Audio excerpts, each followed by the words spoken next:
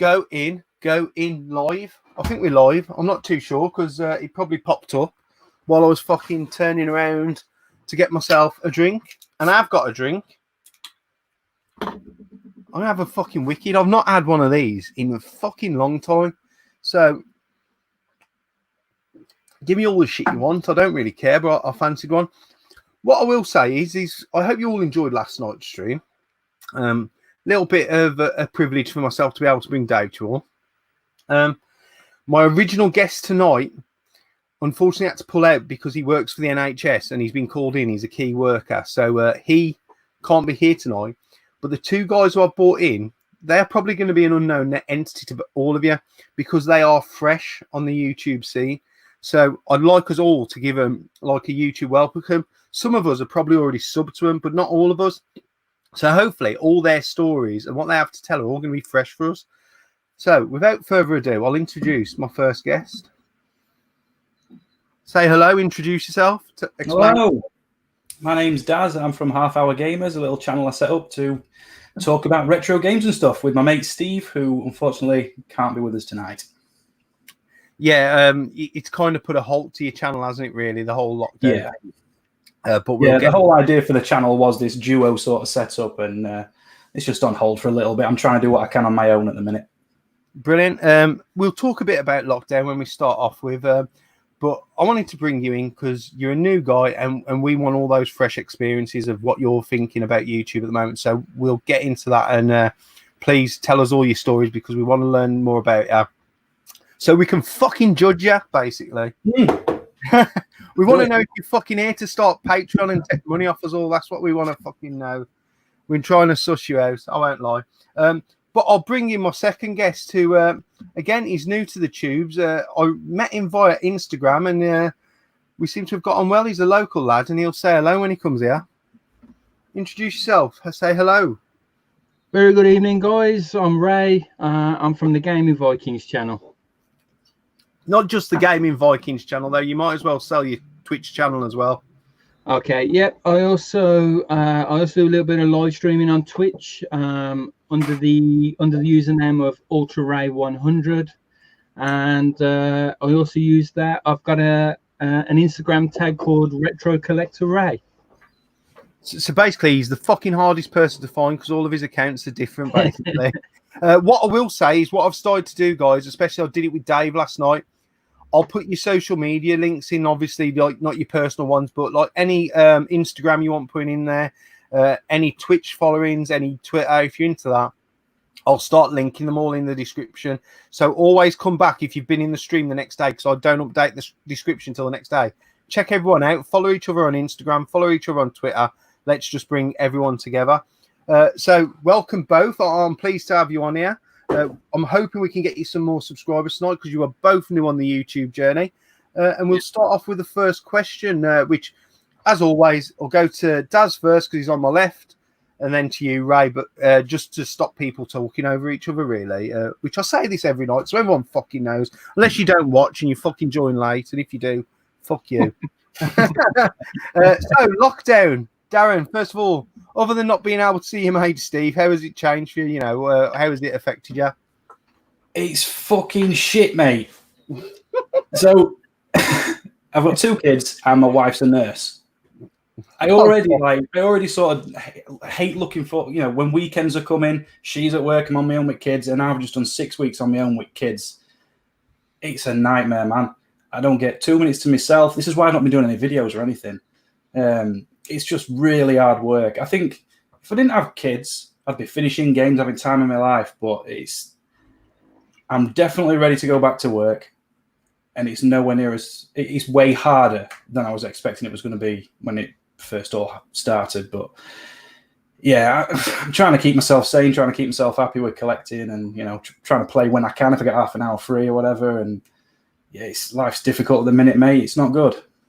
I think, when it all started and they said 3 weeks, I think everyone who usually works our ass into the ground thought, you know what, we've fucking got this, man. I ain't got no issue here.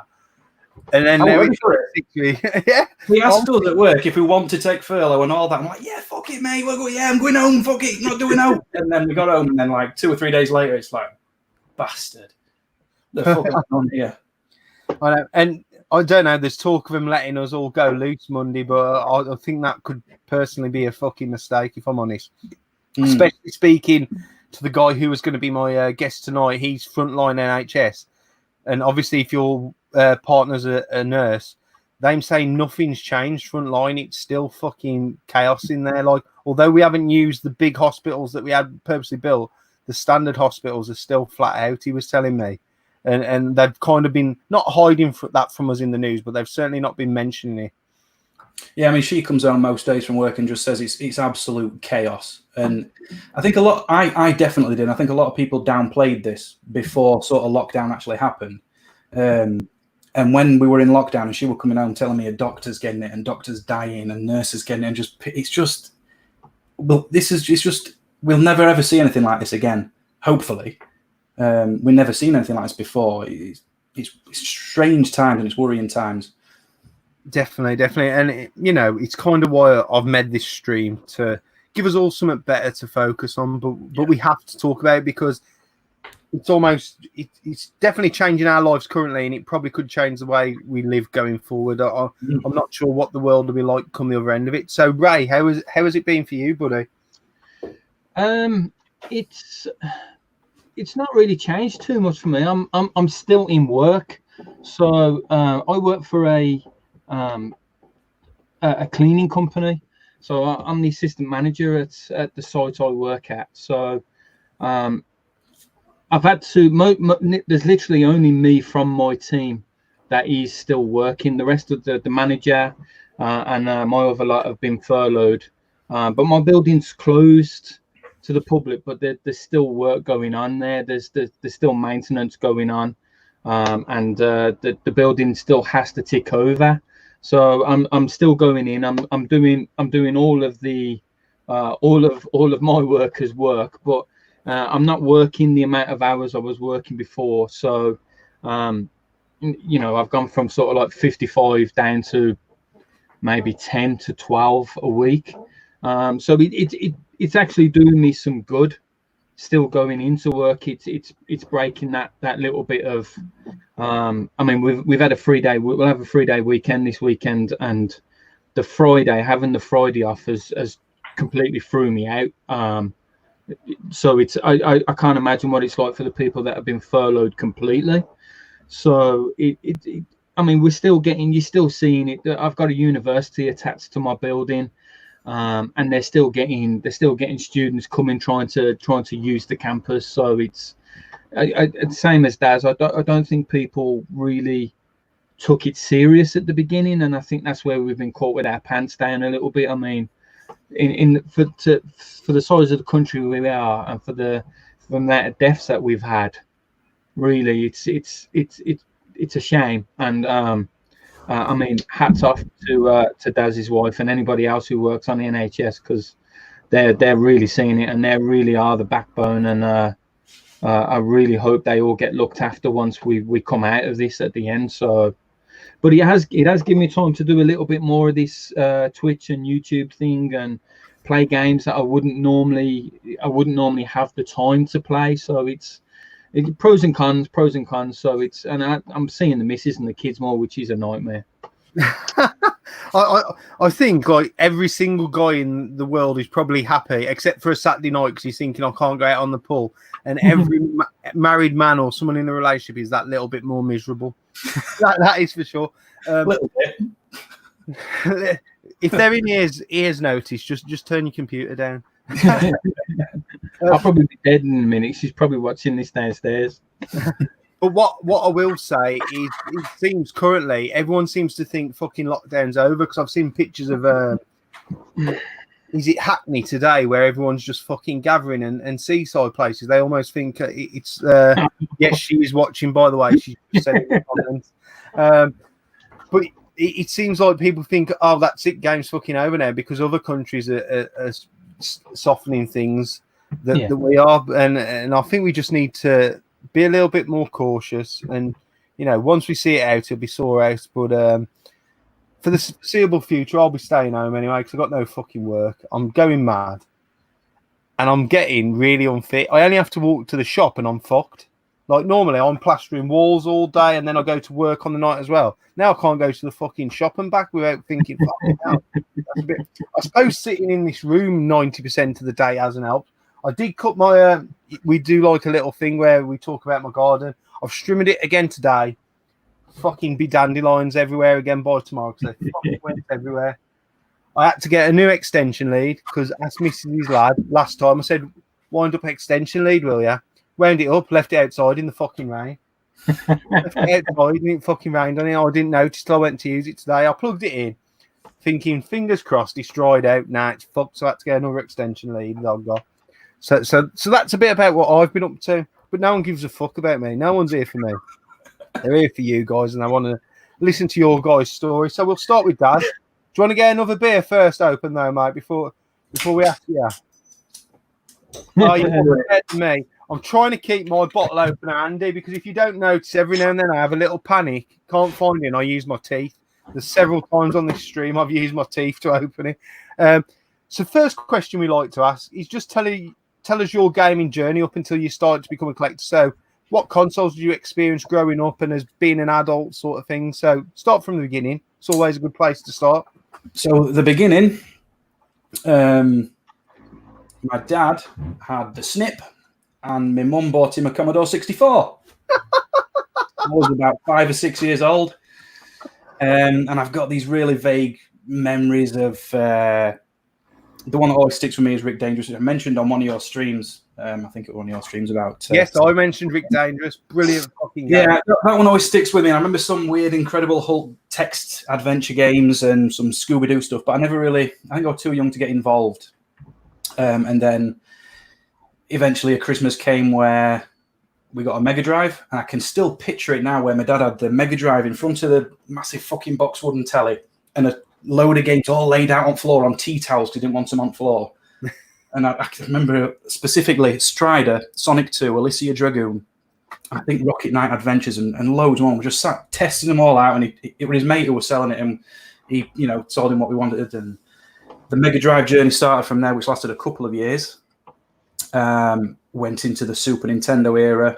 And obviously, as we're going through this process, I'm getting rid of all these old systems and all these old games, trading them in, not keeping anything. And I went through, where are we up to? SNES, N64, PS1, 3DO and CDI. I genuinely had those growing up. I don't know where the fuck my dad found them. I can absolutely remember them. PS2, Xbox. To be honest, it feels like I've had most systems. It's better off saying what I haven't had. I haven't had a Master System. At least you can say it fucking properly, though. That's always a bonus for this stream. A Sega Master System. I never had a Sega Saturn. And I never had any TurboGrafx or PC Engine stuff. And as soon as you sort of hit the PS2 era and Xbox, I've had each one, every system, trading everything in to get the next best thing and getting rid of all my games.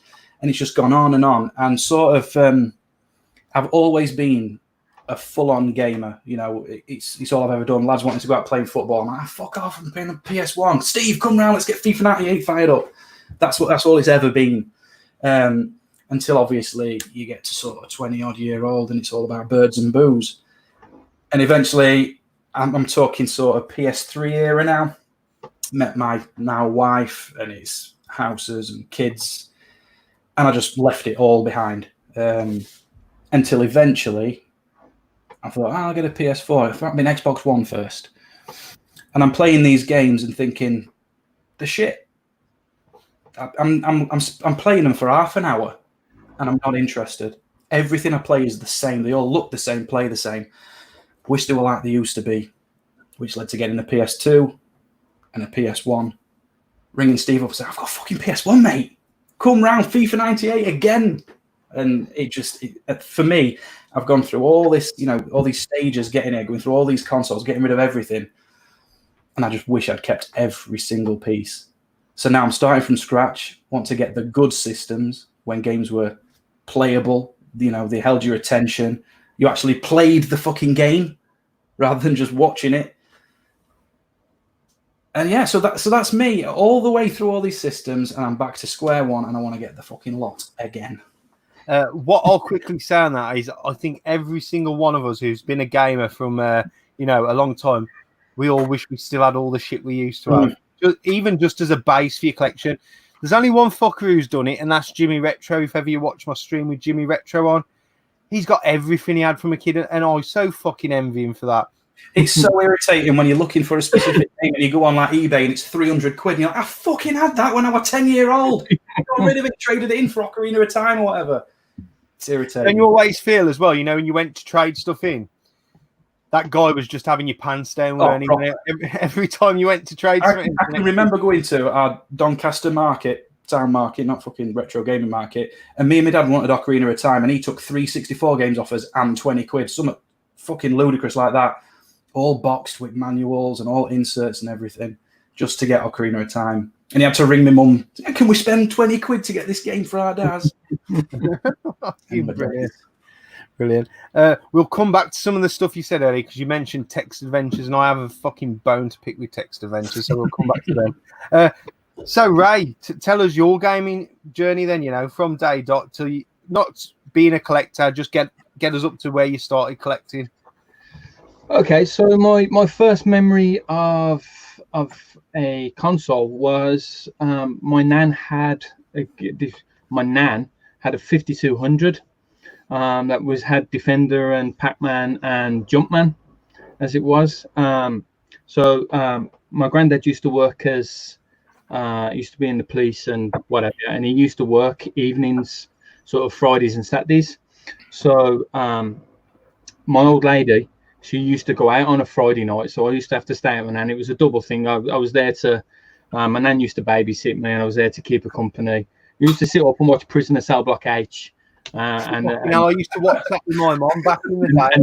What was the other one? Central Weekends, was that used to be on just after it was, and she used to let me play the 5200. Now it belonged to my mum's youngest sister, my aunt, and somewhere down the line I inherited it.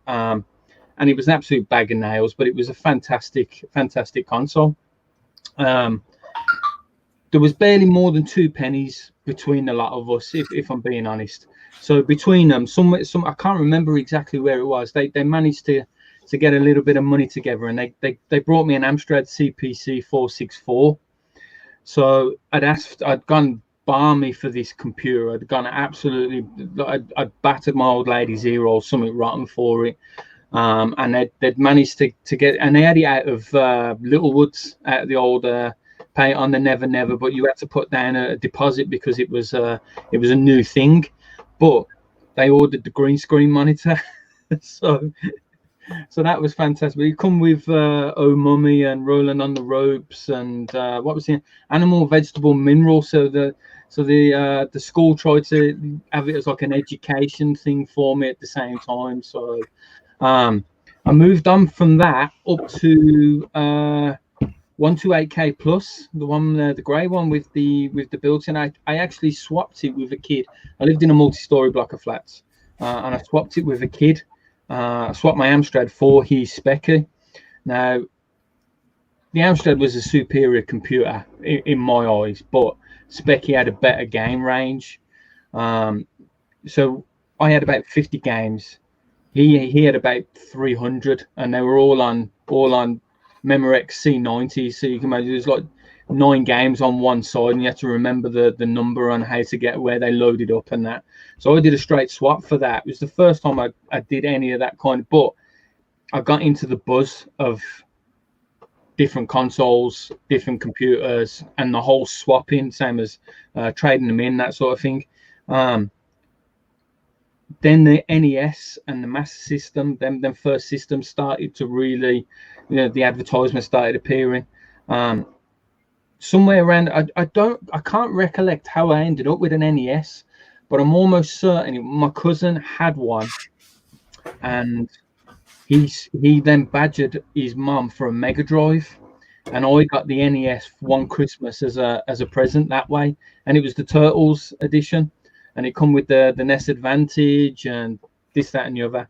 But I really wanted a Master System, and I really wanted a Mega Drive. I think everyone will remember the Nintendo and Sega wars. You was either one or the other. And I played Sonic, and that was it. I was absolutely Sonic was a hero to me. Strider was one of the games. Double Dragon. I mean, I used to play football, but I'd quite easily play football and come straight home and be on the computer all night. I don't know if any of you are old enough. I mean, remember the old Lecky? We used to have a TV from Rumbelows where you used to have to put the 50p and the pound in and turn your credit up on it. And we found a way of where you could put the magnet on it and put the 50p in and keep turning the dial. So you used to get like 3 or 4 hours out of it. And you could do the same with your Lecky meters in the core. If you had a strong enough magnet, it would make the dial go backwards. So if I ever wanted to play the computer for a long time, or if I'd got to a point in the game where it was so far in it and I couldn't save, we just used to stick the magnet, and then hopefully that the Lecky board didn't come out and check it. So I swapped the NES for a Mega Drive, and it was absolutely battered. The B and the C button didn't work properly.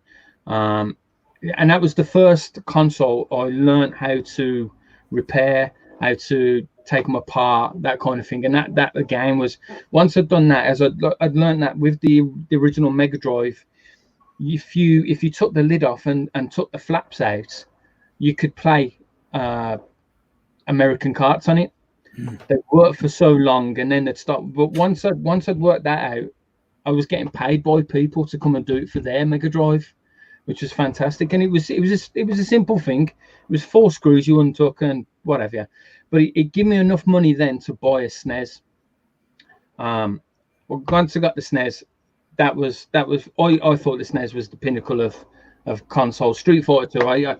I remember missing quite a lot of year 9 due to the fact of I used to go home for my dinners, so I'd sell my scav card at school and then piss off up Marston Green and get a bag of chips, and then I used to disappear back to my house. I knew my old lady would be on an afternoon shift, and I'd sit in my house all afternoon just playing Street Fighter 2, or there'd be a load of us around there and we were playing Winner Stays On.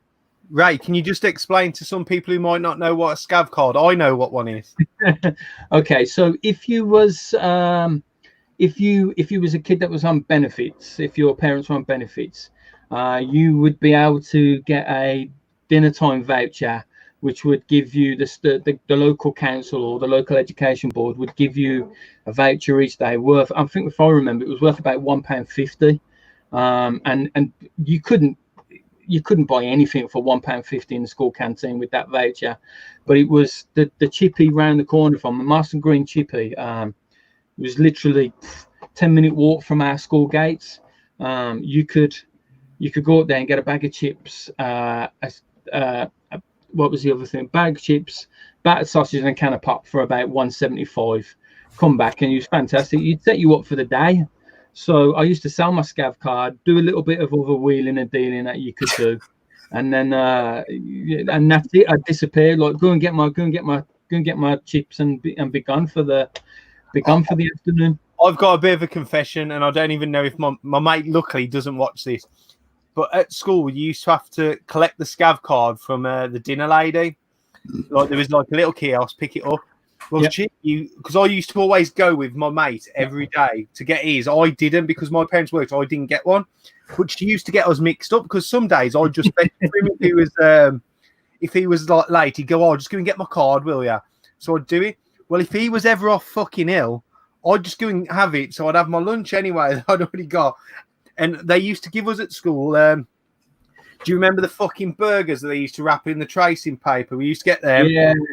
Curly fries. You used to get about fucking 5 curly fries, and like you could have like a roller cola, fucking, you know, the cartons that no one put the straw in. You always used to bite the bottom off because you're fucking cool as fuck.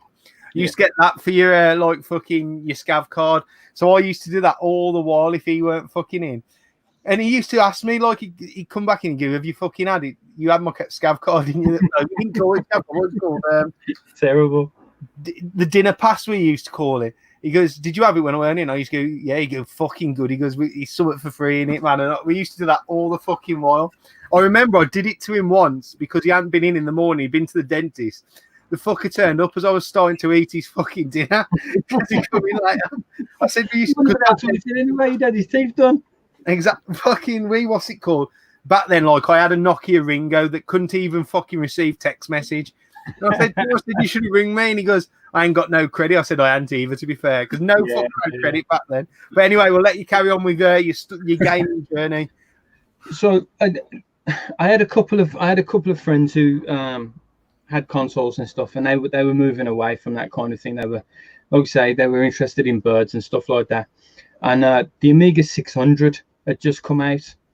God, what was the one that I got?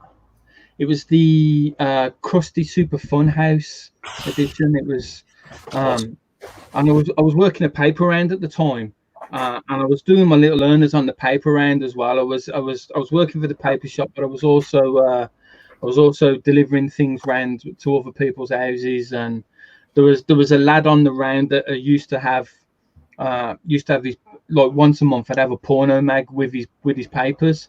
But there was another guy a couple of doors down that used to say to me he'd give me a £5 if I delivered the porno mag to him. So he used to always nick the lad's porno mag, and I'd be just like, no, I didn't turn up. So I managed to get enough money together that I brought myself the Amiga 600, and that was it. Then I never seen the point of I'd come home from school and play football with the lads, and I'd be out till about 8-9 o'clock. But then I never seen the point of hanging around paper shops or around the offie, or I'd go out and get pissed on a Friday night with the lads. Everyone did. We all used to be on the WKD and what have you. But once I'd got Champ Manager, once I got Champ Manager, Zool, Alien Breed, them sort of games, that was it. I was locked in. And what was the paint game that you got for it? I had these aspirations at one time of I used to, like, design Nike shoes on there, and it was just a blocky square Nike shoe, but I thought it was the bollocks. And I'd managed to get one of the printers from school to work on there as well. Remember the old printer cable, the old ribbon cable with the little dot edges? Yeah, I'd managed to get one of them to work on it and print it out, and I was taking it to school and getting fucking clowned by my mates, something terrible, because I thought this was going to be the next Air Max or something like that. But I was skipping school. I was pretty good at football, but I was skipping school a lot, because once I'd found out I could earn money, that was it. It was a big thing. I was like, I had a couple of family members that used to work on building sites and run stuff. So I'd piss off, and I'd go and do a couple of days of just carrying bricks up and down ladders, and just to get a few quid in my pocket. And I managed to get my hands on a PC Engine and a Neo Geo from a shop down in Yardley Wood. Absolutely didn't know what the fuck I was doing with these consoles at all. They were both in Japanese. There was no games, no Western games released for it. All the games, I'm talking sort of 93 at this point. I think there was only like 6 games that were actually imported or something daft like that. King of Fighters, I think, was one of them, maybe. And I ended up. This is the dumb thing. I ended up trading them both in for an Atari Jaguar, and absolutely had my pants down. But I got caught up in the whole Atari Jaguar was going to be the next console. It was going to be the next big thing, and I ended up getting rid of that in the end for, gosh, I think I got rid of it for a stereo. I hadn't got a proper CD player. And then I had a 3DO, and I've still got it. I've still got my original one. It's behind me on the shelf here. And I love that console. It's one of my favorite consoles. I play it as much as I can. It just had the unfortunate time coming out when PlayStation come out, and PlayStation absolutely ruined it. And I took a little bit of sabbatical away from gaming, and I was playing for Tiverton at the time. Dane, if you I'd had a couple of trials when I was younger. I'd been up at Crewe, and I'd been over at Solihull Borough and a few other clubs. And I I was working in a shop in the Old Bullring. That's where I met my missus. And there was a lad there that I was working with, and he knew somebody that was a scout for Blues and for Warsaw, but he was a coach at Tiverton Town. So he asked me to come out and have a run out for them. And that was that I hung my boots up that pre-season because I actually realised how shit I'd become at football by not playing it for a while. And we played Dudley Town, and they were 6-0 up at half time. Fuck me, that shit, man, because Dudley Town haven't had a good team for a very long fucking time. Well, they're this. Remember Craig Piggott, who went to the Albion? Yes. He was in their side at the time. He scored a hat trick in 7 minutes. That's how bad we were. And then we played against the Warsaw under 21s team the next game, and I came off at half time and went and got on the bus and went back down the Birmingham Road, back down to Berkeley Island, because it was just over then. So there's a good chunk where I didn't have a console, or I wasn't playing games at all. There's probably like a 4 or 5 year period, and then I had my first son in '98, and my mother brought me a PlayStation 1, and I was skeptical about it because for me, I always thought the Amiga was going to be like the pinnacle of it. Was fantastic. You could make your own games, blah blah blah. I had the PS1, and it worked out real fantastic because my eldest would be he'd like to have a drink, he'd like to have a feed and change around midnight, and then another one at 4 o'clock. So you learn as dads, as you know, you learn to live on 4 hours sleep. And it come with Resident Evil, Destruction Derby, and I played Resident Evil. And it was like I was 15 again. It was fantastic. I played it in the dark. My missus was with me at the time, and that fucking dog that shoots through the window as you're walking down the first tunnel still gives me nightmares today. I still can't play it. I know it's going to happen, and I still can't play it now because I know it's going to happen. I'm apprehensive to play the game, and it just led from there. It went back into full mode. I found, remember the old bargain pages that used to come out? Yeah. I found there was a bloke round the corner in Quinton. I was living in Quinton at the time, and there was a bloke there in the corner had an A600 with an external drive, 2 Capstone joysticks, a Quick Pro joystick. Anyway, there was and he only wanted £20 for the lot with the original box. So I had that. Sensible Soccer, Sensible World of Soccer. That was it. I was in my element then. It was fantastic. Be sitting up till 3 o'clock in the morning, feeding my nipple while still trying to program the right names into Sensible World of Soccer because I didn't have the license. Then getting up and going to work. And then I had the Xbox, the original Xbox, and then the PlayStation 2. And it's just kind of, we've always had, I got rid of all of my old stuff, and I think Dad said the same. You tend to, if you'd have kept all your stuff, that would have been fantastic. But I got rid of it all. Now I think my Amiga's still in the loft. I must dig it out actually. But I wish I'd have kept it. And I'm right up at the Xbox One and the PlayStation 4, and they are fantastic consoles, and they're absolutely brilliant with what they can do, and what you can play. But that nostalgia, that the game was complete when you got it in a cart. It was, and if there was a bug, it was tough. You just had to deal with it, or you made it to your advantage. I'm sick of buying a game, and as soon as I put it in there, I've got to sit there for 20 minutes while it installs, and then I've got to wait another 20 minutes for it to update because I haven't had it, or there was a bug in there somewhere. That drives me potty. So. Everyone goes on about how long we used to wait for games to load on the Amstrad, the Specky and stuff like that. Yeah. Never waited there and off a fucking game to install. No. Never. What was the one that was that? Warzone, wasn't it? I mean, that was a 3-hour download, and then there was an update recently, and I think because my nipple was on his computer and the Wi-Fi issues that you have, I think it was 2.5 hours to do the update for it. I got fucking bored and fucked off in the end. You're waiting for this 2.5 hour update to then watch an half an hour intro video to do an half an hour tutorial section, then watch another fucking CGI bit. So it was. You'll probably not now. Dane will probably tell you this. You'll probably see me playing Minecraft more than anything else. The updates are pretty small on that, and it's got that little bit of feel like the old school games that we play. So yeah, so that's me really. I've waffled on enough. Sorry.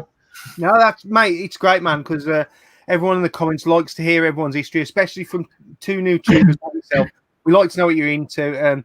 Obviously, Amiga's hugely popular in the community. I have got my first question of the evening. It's from Planet Retro to Darren. Question for Darren. When's he going to buy more Mega Drive games? This is from Al, who hasn't got any more Mega Drive games to buy. When am I going to buy more Mega Drive games? Well, I recently came into a bit of money after selling some GameCube games. And that has all gone on something other than Mega Drive games. So I'm pretty certain I'm going to be focusing on Saturn for a while because it's all new to me. It's something I didn't have when I was a kid. So it's all quite fresh and interesting. I'm still going to focus on my PS1 as well because that's my passion is PS1. Mega Drive is sort of a secondary to that. So when I get to a point where there's not really out I can get from a PS1 at the minute, I'll have a look at Mega Drive. So it's not a top priority, but I will get more stuff eventually. What I might add is you said you were just getting into doing the booters, Daz, before all this started, and I know Ray, you've done a boot sale pickup video as well. I woke up this fucking morning. First thing I saw out the window, I thought, I should be a boot sale today, man. This is fucking beautiful. And yeah. I won't lie, I've missed booting. Like I do it in the winter. I go miles and go to the indoor ones. I'm without blowing my own trumpet, I'm pretty hardcore. I get to a boot sale at fucking 3:30. You know what I mean? I'm committed, and I am missing it. And you know what? That probably adds to my lack of fucking fitness because the amount of steps I must do pounding the beat at the boot sale is unreal. But I'm certainly missing it, and I'm hoping. I know Kieran's not in the comments. Game Boys are awesome, but we spoke on his stream. He thinks the whole season could be a wipeout. Now, certainly the summer season maybe, but if you're hardcore enough and you can find an indoor one, I think there's some hope. So I don't know. Are you guys looking forward to get back into booting?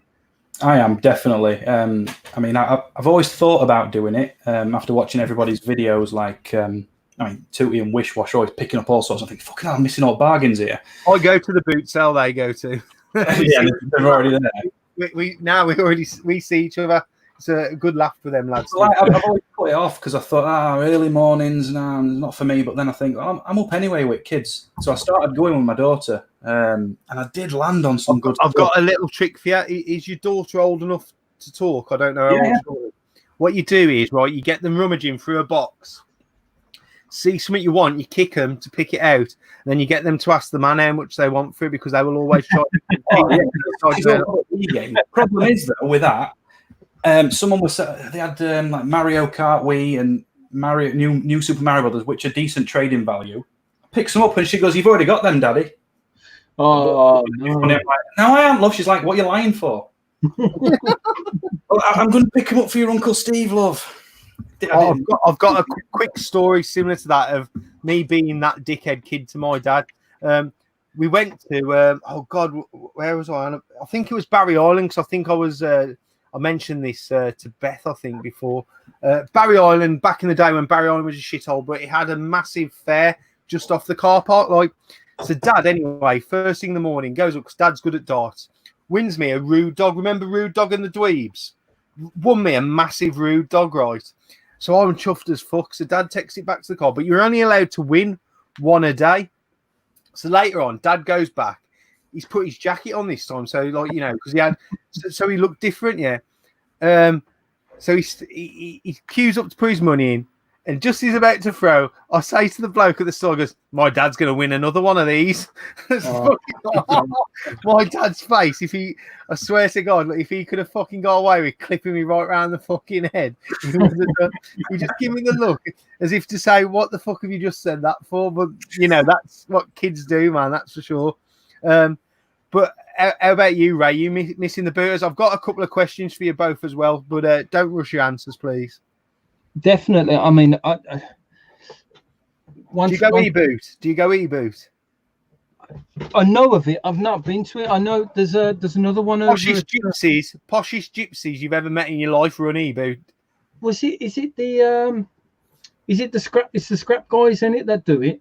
Yeah, I think so. Yeah, the Taronis, is it run by them? I think so. They're the poshest gypsies you will ever meet in your life. I think it is.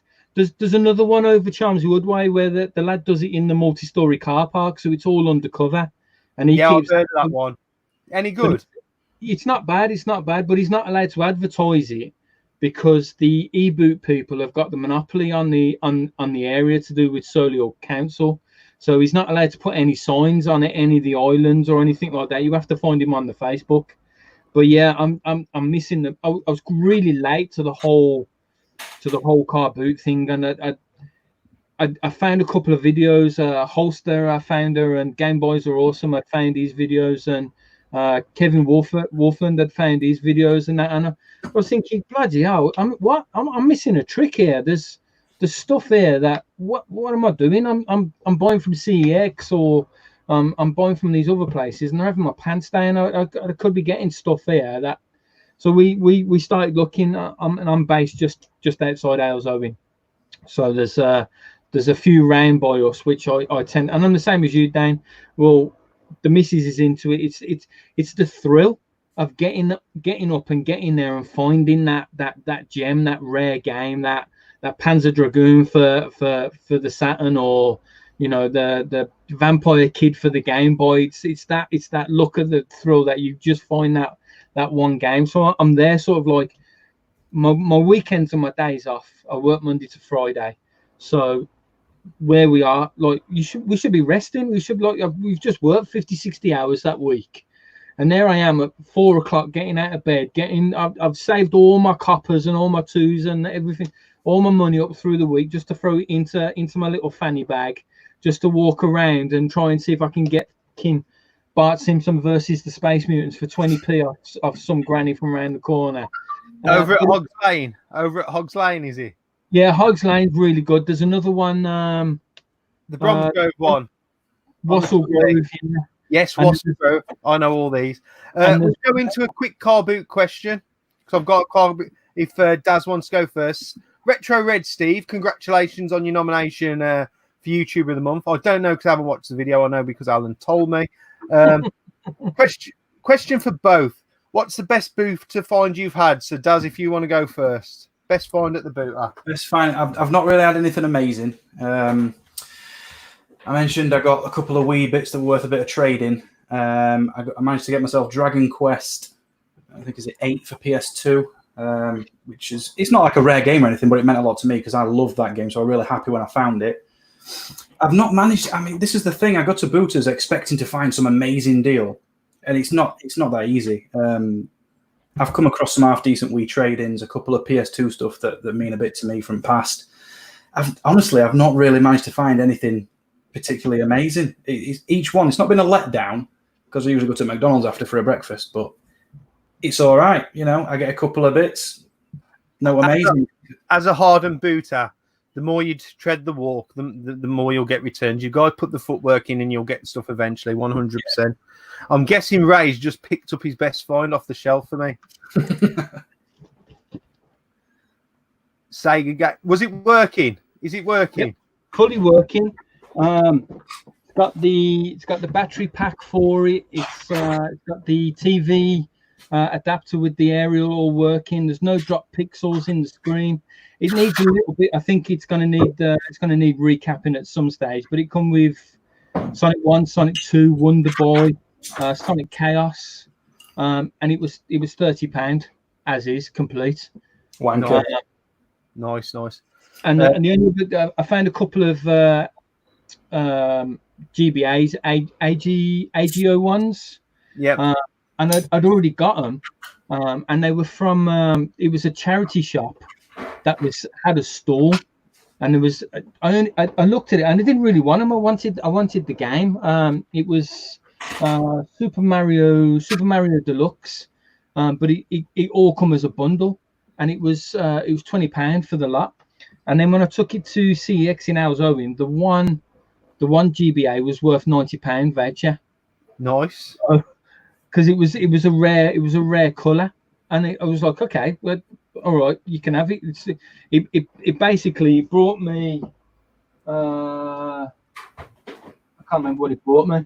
It brought me a stack of stuff. I got a load of games, and I think I got a Super Nintendo from there for it. So it served its purpose, but it's very hit and miss, like you say. And it's the Hogs Lane and Wassell Grove. I've got 3 or 4 resellers who use there. Mate, do you want me to tell you now? You've got more than that. There's about 10 to 15 because I know them all, man. I've been rocking around. I've stopped going to Hogs Lane because I hate how they let people on one car at a time. Yeah. Because my mate, I don't want to mention his name. I don't think he watches anyway. But he stands and asks every car as they're coming on, got any games, got any consoles, got any games, got any consoles? And you've just got no chance. I see him and I go and fuck off somewhere else sometimes. That's true. The bloke at Hogs Lane they banned someone last year, from what I understand, because they had a guy they clocked onto it late, and he was paying his fee for a pitch, and what he was doing, he was coming in, and then he was walking around while everyone else was setting up and buying what he wanted, and then he was putting out like maybe 5 things just to make it look like he was selling, and there's loads of them that do it though, mate. There's loads of them. I just know, right? I tell you where I park. You know, opposite the there's the karate centre, isn't there? I park on the hill there, and I walk in, and I'm just there. But I won't ask people as they're coming in. I've got a little bit of car bit. I did see the best fight I've ever seen. No, I've seen 2 fights at Hogs Lane. What with 2 Asian guys, right? This is no word of a fucking lie. They're after a DVD player, right? So the one guy picks up the DVD player, so they're both going for the same item. The other fucker picks up the power supply. And they're fucking arguing over this fucking DVD player, right? The other fight, someone had robbed something off an old deer's store, and some geezer had clocked him, man. And I felt sorry for the old deer because it frightened her. Not only had I had a shit fucking stole, but when the chap caught him as he was stealing it, he fucking like put him over the table and fucking went everywhere. And I'm just a fucker who just stands there watching it all go down most of the time. Hogs Lane's the one for it. We've seen a couple where there was a woman, she brought a pair of shoes, or she said she'd brought a pair of shoes, and then the woman said, "You haven't paid for it." And next, you know, she'd got 3 people behind her, and the woman who was selling, also of a sudden there was like a whole load of them just peeled out the car, and I think it was like £3. They were about to have a full riot for a £3 pair of shoes, and you just you do that. Bloody hell! It's a bit much for a pair of cheap fucking Reeboks. Yeah, I've got this question. It's from my mate Flashback TNT. If you're not subscribed to his channel, please check him out. Question for Ray, Gaming Vikings.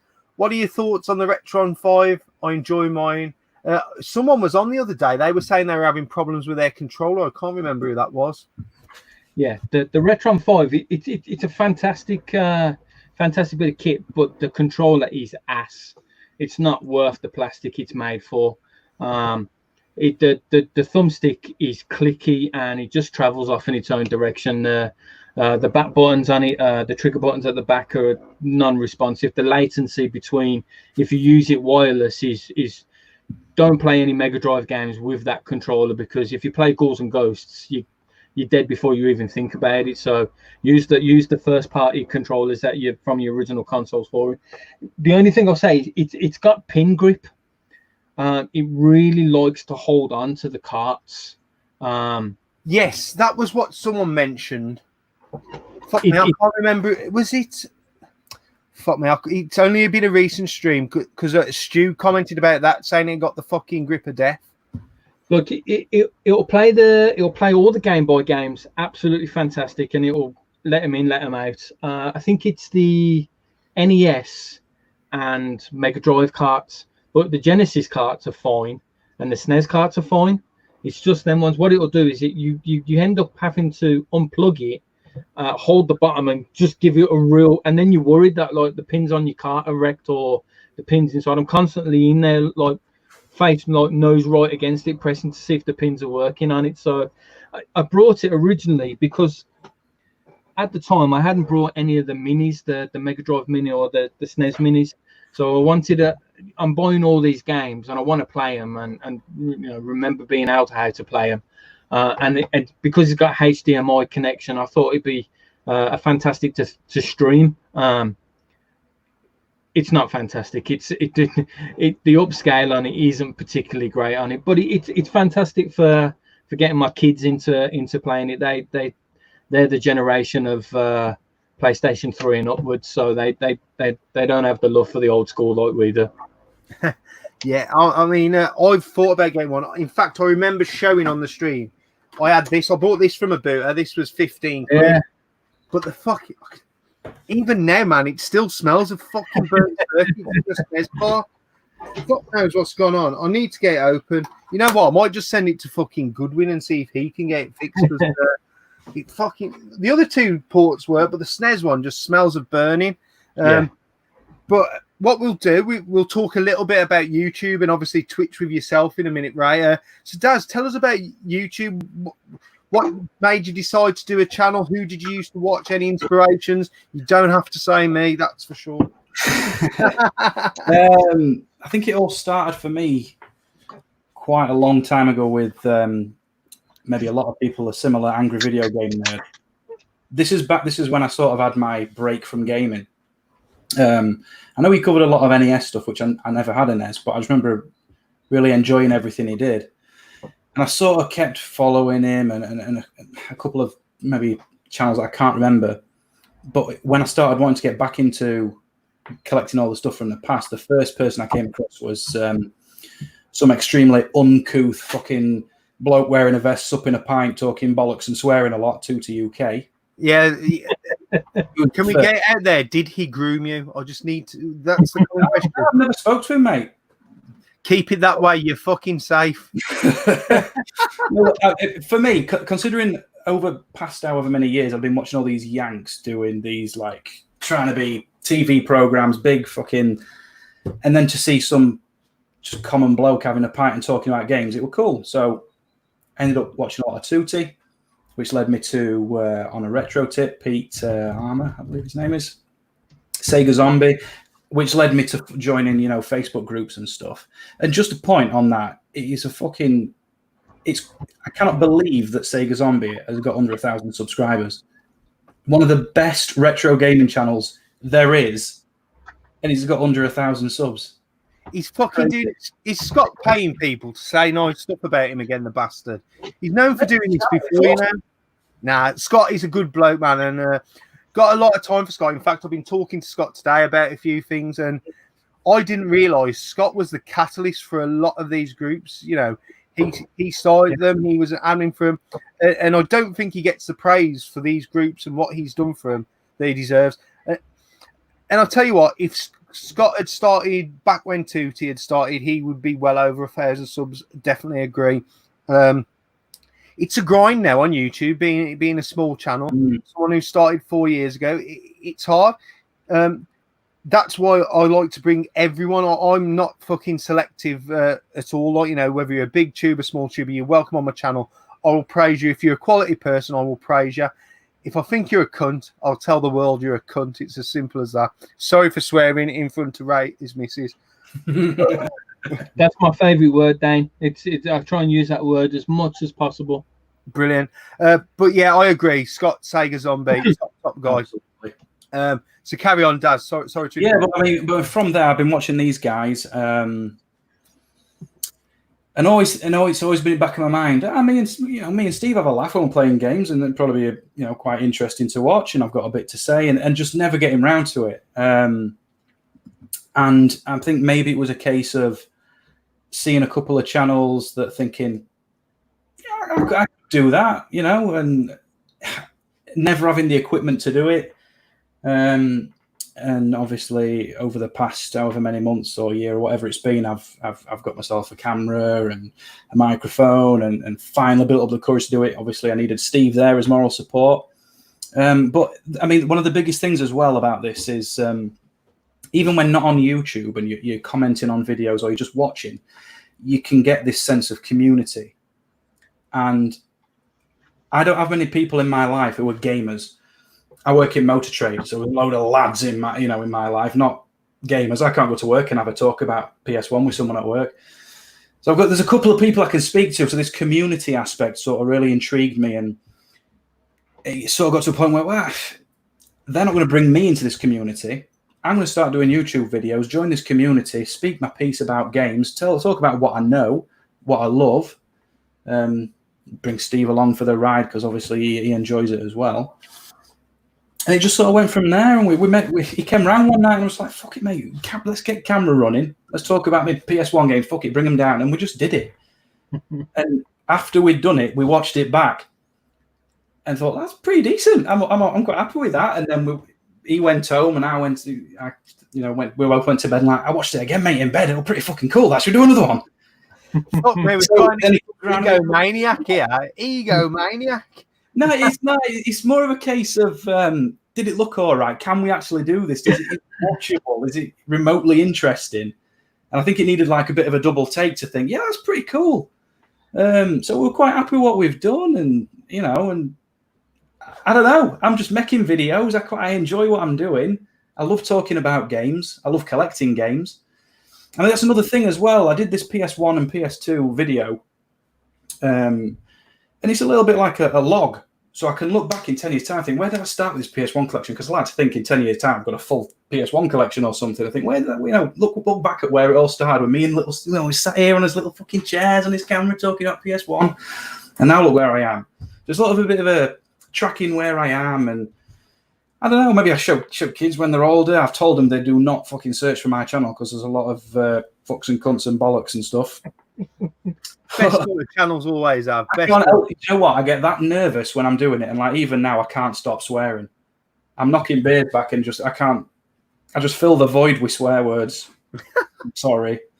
I must have a lot of voids, but I agree. A lot of people use it as YouTube as a log and a journey. Funny enough, a video popped up for some reason lately. Recommendations on YouTube are like channels, really old videos, and it keeps popping me up Stu's. And there was one, and like how you see Stu's room and it's fucking full around you.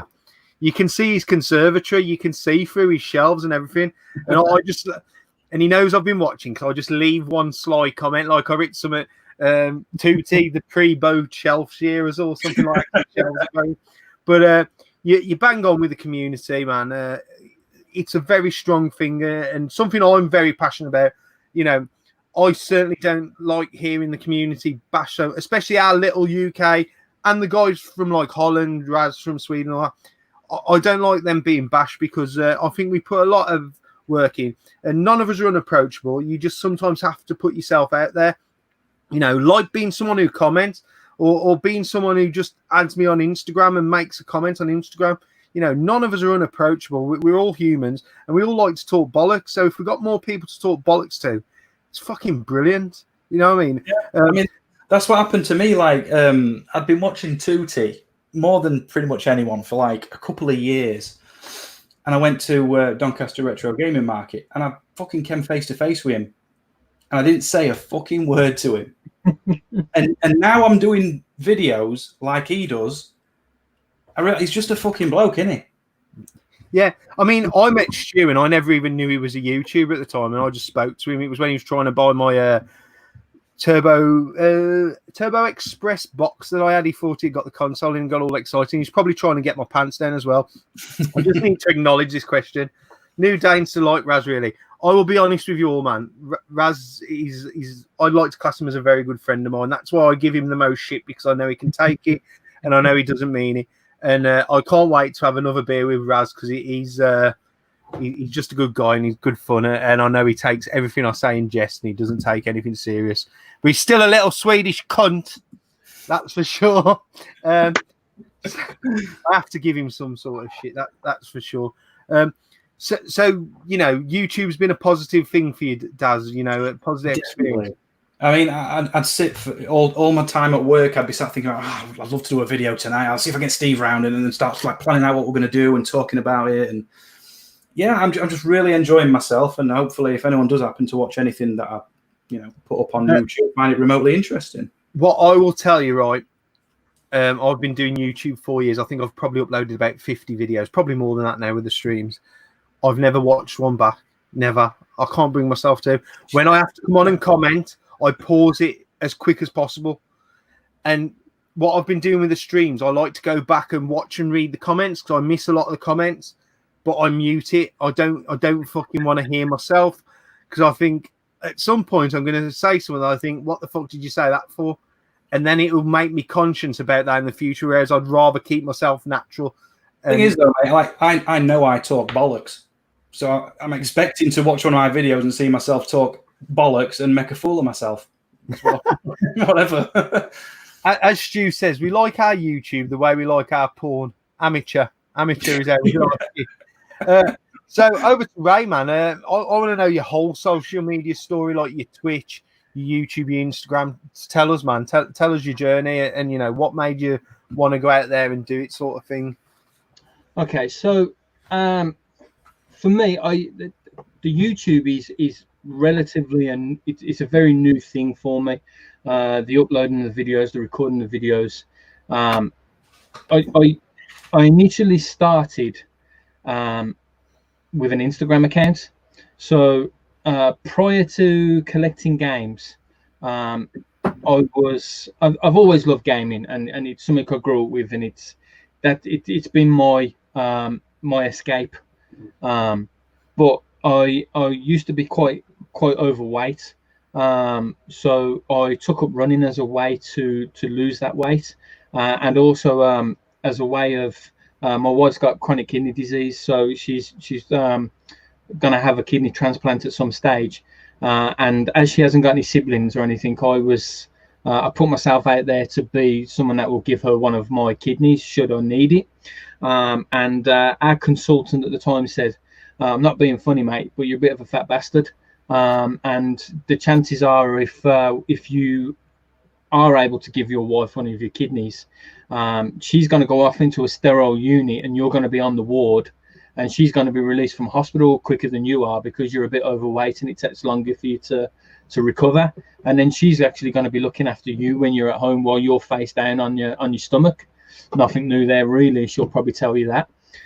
So I used to play football, and I've told you that, but I did a little bit of boxing. So I just went back to that roots and lost all the weight. And I've done various races, multiple marathons, that kind of thing.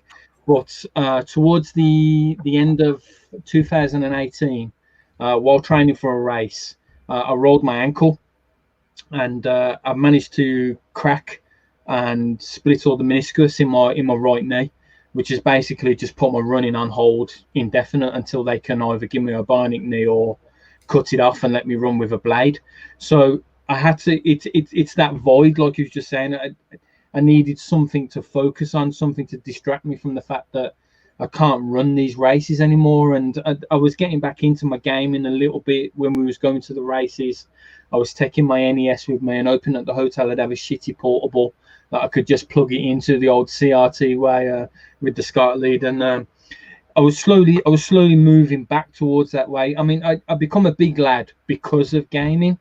So when the Xbox 360 come out, Gears of War 2 was around, and I had a mini team. We had a little clan, and I'd be in work all day, and then I'd come home and I'd sit up till 4 or 5 o'clock in the morning to play the Americans, just to shit talk on them. But I'd drink a case of Monster in the meantime.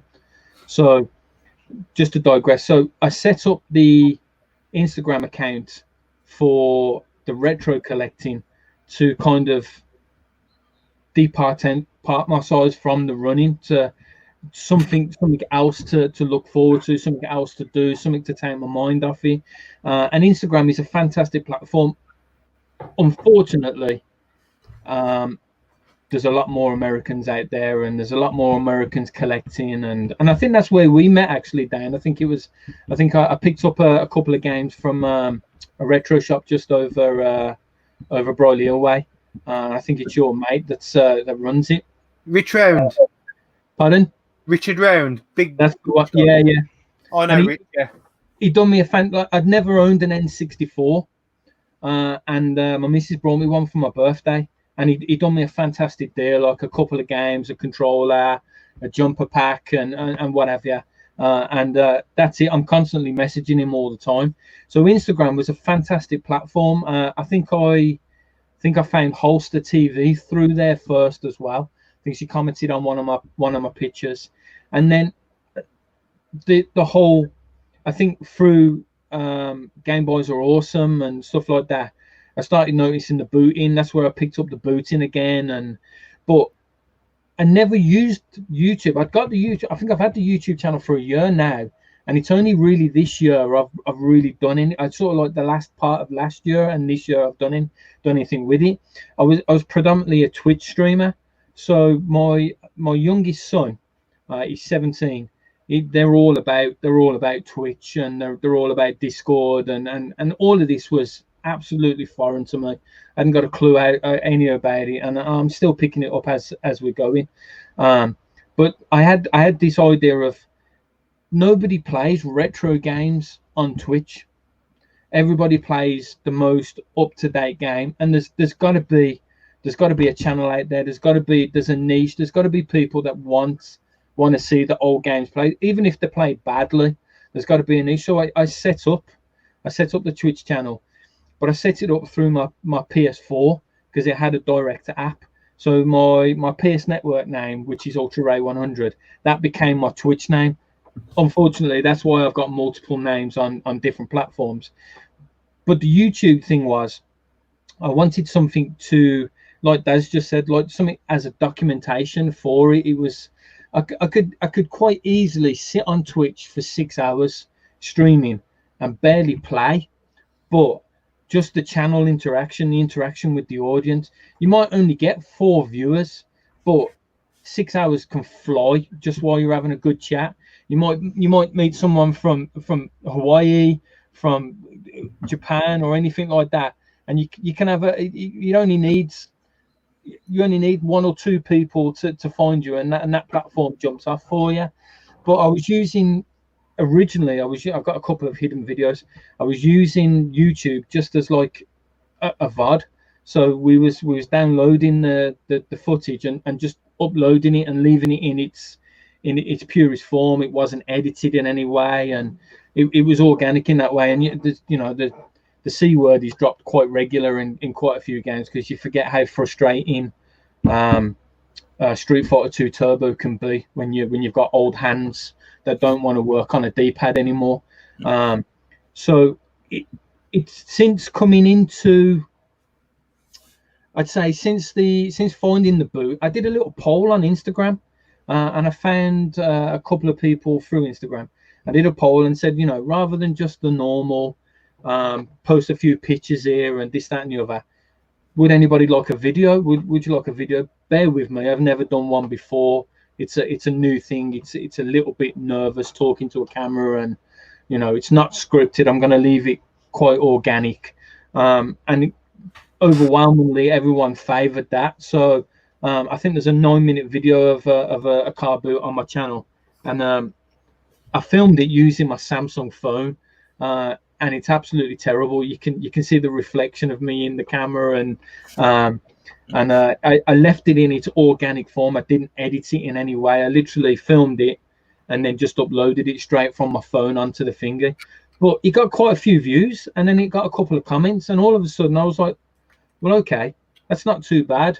I know I've got quite a strong Brummie accent. I'm fully aware of it. I didn't realise how strong a one I had until you hear yourself back. And I'm the same as you, Dane. It's sometimes it's a little bit cringy. I find it cringy to watch myself back. If I do watch my videos, I tend to put mute them the same as you. So I then started just expanding. I found this community. Like once, I think you might have been the first person after Holster that commented and sent me a message, and then I did a little bit of stalking. I have a tendency to do it, especially some of the other guys in the chats. I'll go and have a look at the channel, and I do a little bit of social media stuff. I've got a little bit of IT behind me, so I have this habit of finding people quite easily. Not to worry or anything, guys. But mate, I'm the easiest person to find. I am the only Dana Meddings in the world. I am the easiest fucking. If there's something that's acquitted to a Dana Meddings, it's 100% me that's fucking done it. and I'm not bothered about interacting with people. I've always been like, I will come up and say hello to somebody, and I'll say that fucking video you did was fantastic, mate. I've always been a bit aware of how I come across in a video, and that nervousness of doing that first video and putting yourself out there, and the same as Daz, there's not many people at work who can relate to our community or can relate to going home and playing. I've got to save this money this week because Panzer Dragoon's going to be it. Like, I've got it in store. It's going to be £60 mint, and you know, I'd quite happily spend that £60 on that than spending £60 down the pub. And it's hard to relate that to people sometimes. So it's to find this community, and I will put this out there, Dan. You're doing a fantastic job. It needs somebody sometimes. We're a small community, especially our UK community, and sometimes you need a spearhead to be able to push it. The American community is massive, and of course they're 5 times the size of the nation that we are, and they've got the 5 times as much product was released there. So they're always them videos. You're always going to find someone who's found that one game that they've been looking for because it was released 5 times as many copies in that country as us. And what I like about our community, and Daz just hit it, is we're just normal blokes. We're just normal geezers. We're all just it's a documentation of what we're doing. I don't know. We're not polished. What you see is what you get. I think is the best way. Is the best way to put it. We're not trying. I've had a look at these gaming off the grid geezers, and it's a little bit too TV polished up its own arse for my liking. And I'd quite happily. I mean, I love Schmuck Pilot's videos.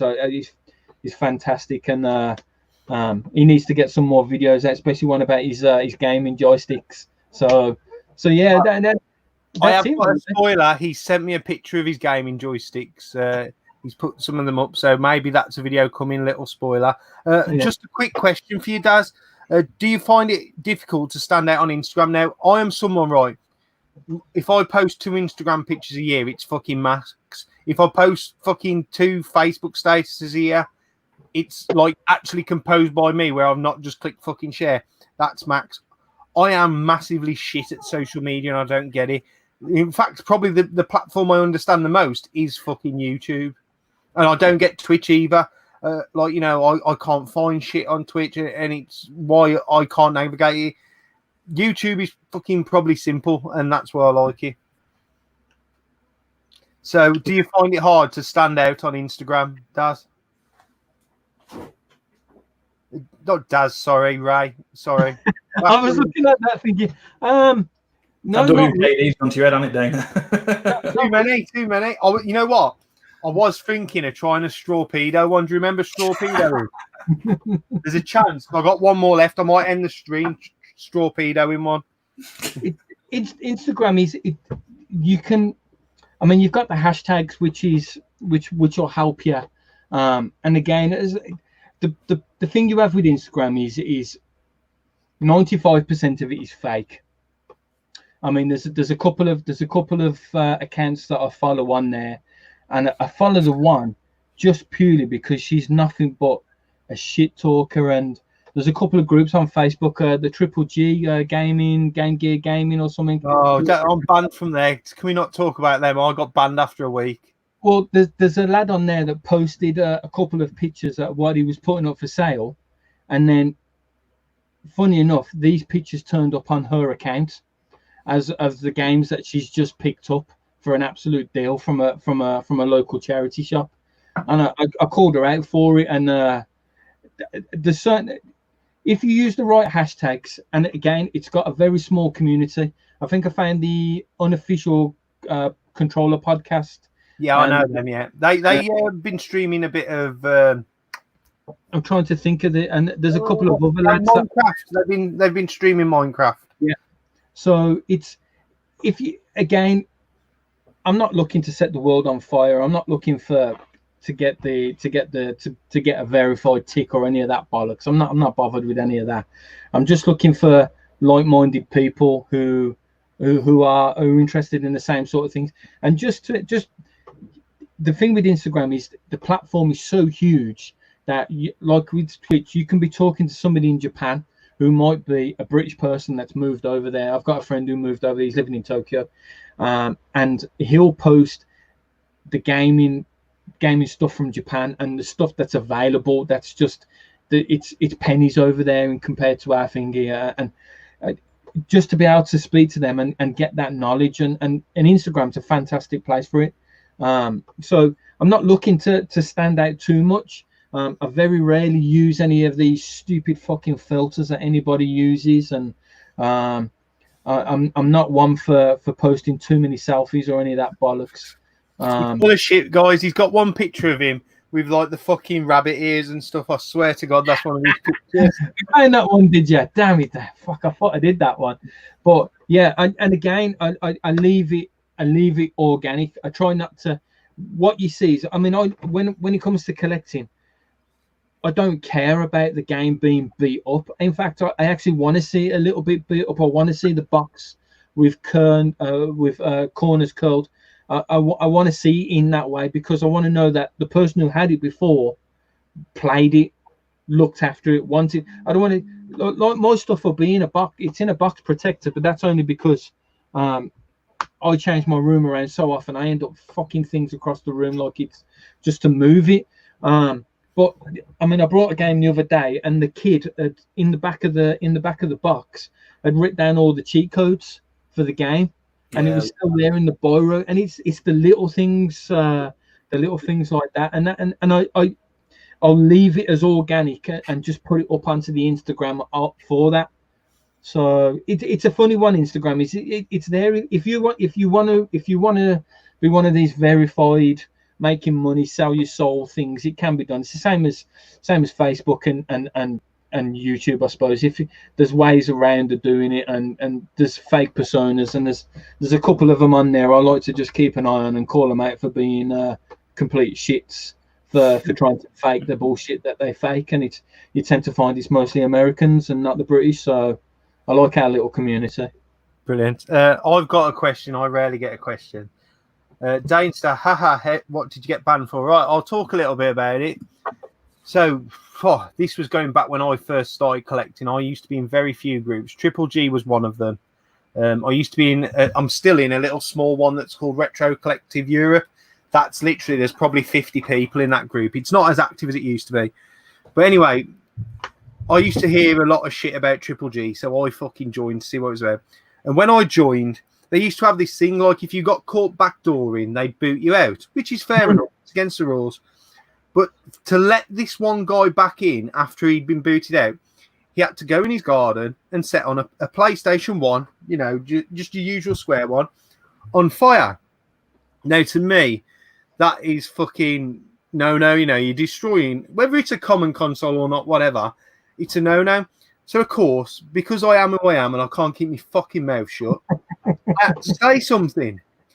So then this enraged the wrath of admin. I mean, fucking hell, talk about power-hungry admin. GGG's the place. So I, of course, had my usual fucking argument. And if ever you've seen me have an argument, I usually like to try and keep it as structured as possible. I like to make sure they can't throw shit back at me, sort of thing. So anyway, I obviously had one too many points, and it resulted in me being banned, and I've never been back since. And I don't give a fuck, because all that, I mean, that group, they were all on about sealed games, and I used to just comment, open it, play, staff cunt. But yeah, that was basically the story in a nutshell.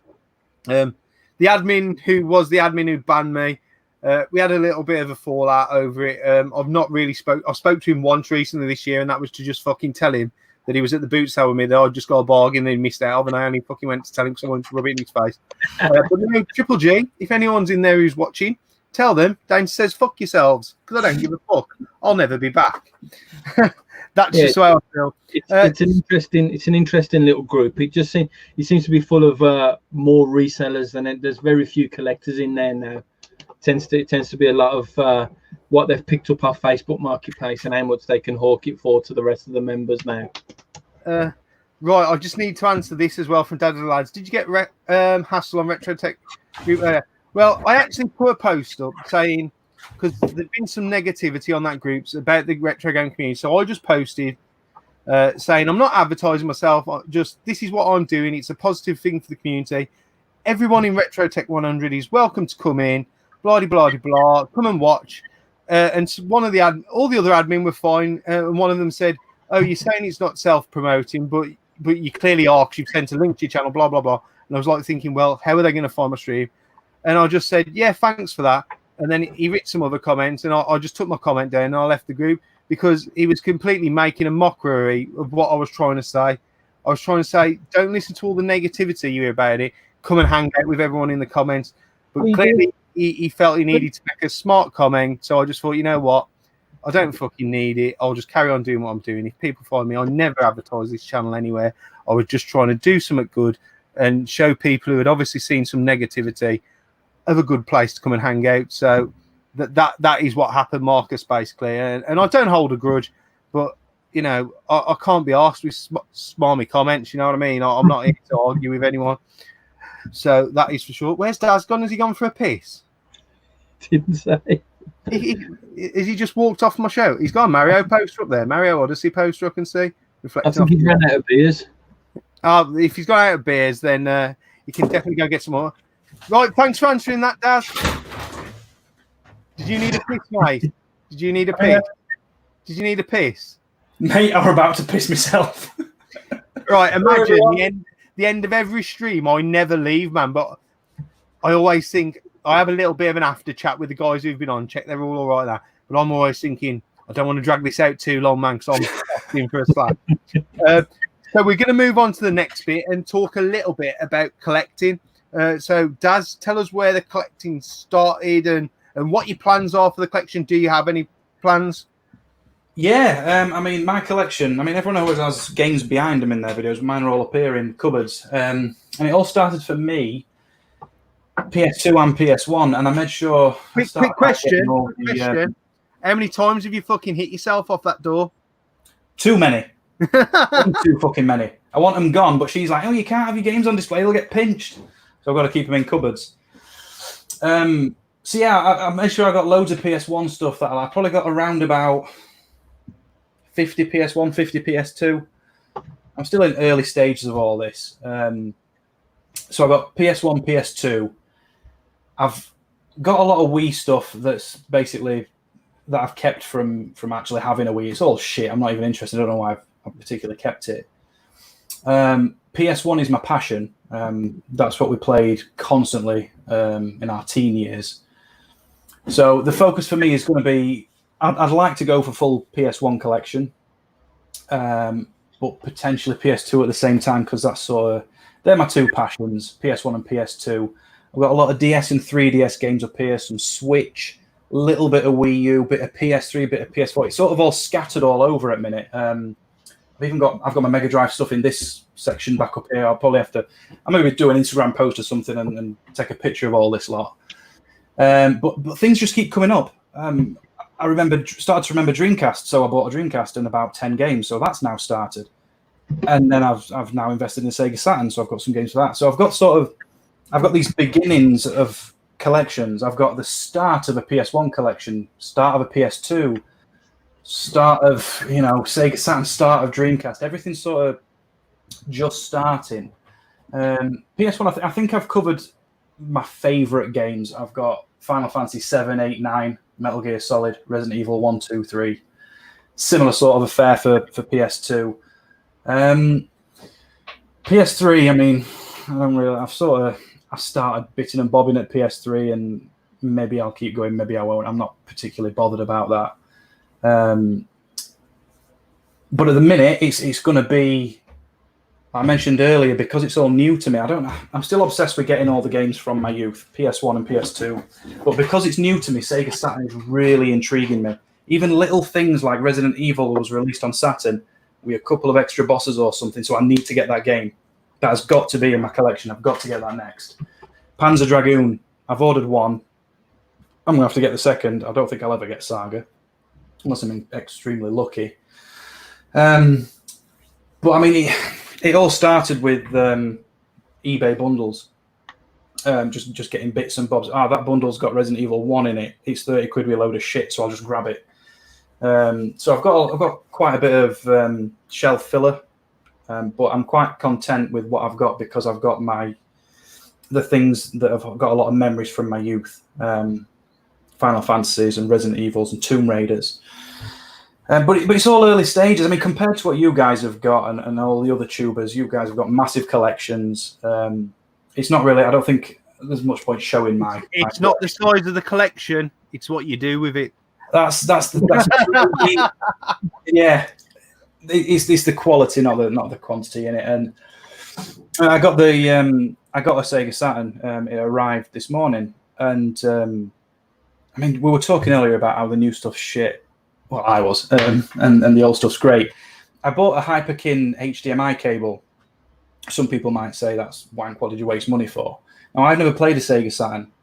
I've got a SCART cable and I've got a CRT in here, and the first thing I did was put it on the massive telly in the front room through the HDMI cable. It looked mint. I couldn't grumble at all. And then I brought it in here and hooked it up through RGB through CRT, and it's fucking worlds away. So, I don't know. I would say to anybody, if you can get one of these HDMI cables, get it if you want to sit on your settee and be comfortable. But the best way to play them is always going to be RGB SCART. So I've made sure I've got myself a CRT. I've got another little flat screen in here because whenever the shit game capture thing that I've bought is HDMI only. So I've got to be HDMI extension. I've got one for Dreamcast as well, and that was mint. It's what's it called? I remember KO. I ain't got my glasses on. HDMI adapter for Dreamcast worked out perfect. Another one that got slated on YouTube, and I hooked that up, and it's absolutely perfect. I don't know what the issue is.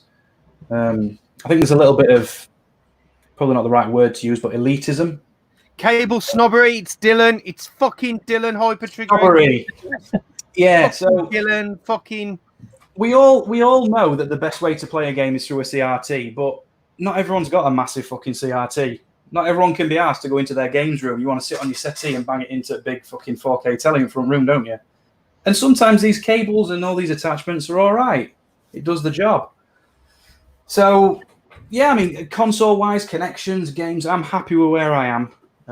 And things are, it's going to be Saturn and PS1 for me for however long until I get completed. PS1 completed set has got to happen. Brilliant. I have got a question that's aimed for you, Daz, but I want to aim it to both of you. It's from Clay Graphics, so we'll let Ray answer the question I just asked about. What started your collection and what's the plan for it, and then we'll come back to that question that I think is a good question for all of us, probably really. But we'll aim it at you too. So if you want to go ahead, Ray, just tell us about collecting, how it started, and what your plans for the future. Okay, so. The collecting old games, retro games, should I say, happened just by pure chance. I'd just been to the hospital to see about my knee, and Harbour High Street's just the other side of the QE. So there's as you probably know, Dan, it's got more charity shops than it has got any other shop. So I and they're posh rich bastards as well in Harbour. Yeah. So I popped into, I can't remember, I think it was Heart Foundation. And if I can find it, put my hands on it. In their cabinet, they had Street Fighter 2 Turbo Champion Edition, as you can see, in practically mint condition. And it was £15. So I was like, wow, that takes me back. I'm sure I've got my original Mega Drive knocking around somewhere. So I brought it, and then something just a switch kind of just flipped. We went into a couple of other charity shops, and there was a few other games there, and they were for pennies. So I picked them up, and then the father-in-law said, "Oh, there's a big car boot down Hogs Lane. If you're into that stuff, pop down there. I'm sure there's some people down there." And it kind of exploded. I think I did what near everyone did, and Went to a car boot and brought everything within an inch of from every platform going back, and I've probably got about 50 PS1 games. They're not even worth the actual case that they're in. I think I've got about 5 dance stage Euro 3s or whatever the fucking are.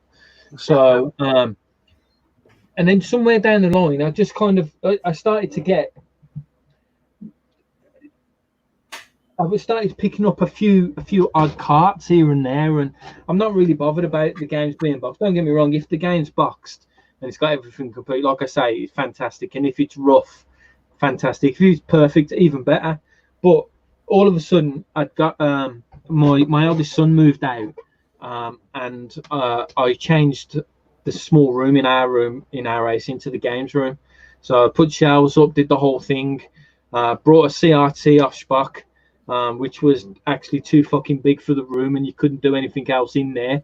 So that's currently sitting in my kitchen waiting to piss off, because it's a 32-inch Panasonic and it's completely oversized for anything. And all of a sudden, I'd got 6 shelves of just PS1, PS2, and a few Master System games. So I kind of thought, well, I better concentrate on what I really want, rather than just trying to fill this small room, which we'd only just emptied, fill it back up with games that are not really worth the money. So I started just kind of zoning in on the games I A, had as a kid, or B, I wanted but couldn't afford as a kid, and that's where it went. And then I've got a massive love for the Master System, and as into the story of me getting games was, I always wanted a Mega Drive, and I've said before, I ended up getting one myself, but the old lady she thought she'd brought me a Mega Drive, and she'd actually brought me a Master System which had got Michael Jackson's Moonwalker, and rather than just disappoint her, I was like, yeah, it's fantastic, it's a Master System, Mega Drive, that's just what I wanted, blah blah blah. So I've got this absolute love for Master System games. I love the original box. I love that the actual the old print where it's got the squares. In fact, I like that more than the detailed other copy. So I'm just kind of concentrating on that really. And then I had a friend at work who his missus told him to clear out his loft, and he found all of his old Nintendo stuff. And I think there's a video up on my finger of all the stuff I had off him, and it's all mint. I'm not worthy really to have it. I'm just a vessel for it until I pass it on to the next person, because it was Jungle Green N64. So I'm just kind of concentrating on Super Nintendo, NES, and the Game Boy stuff, the stuff I wanted when I was a kid, and Master System, Mega Drive. But I can't say no to Dreamcast, and I can't say no to Saturn. And I never had a Saturn. I never owned a Saturn, and I got one through buying a shit ton of shit games. Just like Des just said, there was one game in a bundle, and all the other ones were complete trash, and I'd already got them. So I did that where it's only worth probably 50 pence to CEX, but I just built up the voucher enough to get a Saturn. And I've got the Saturn sitting there, and I really don't play it as much as it deserves. So I'm very much, if it takes my fancy, I'll have it. But as a preference, I'm very. I tell you what it is I love the old cardboard cases for the Nintendo stuff.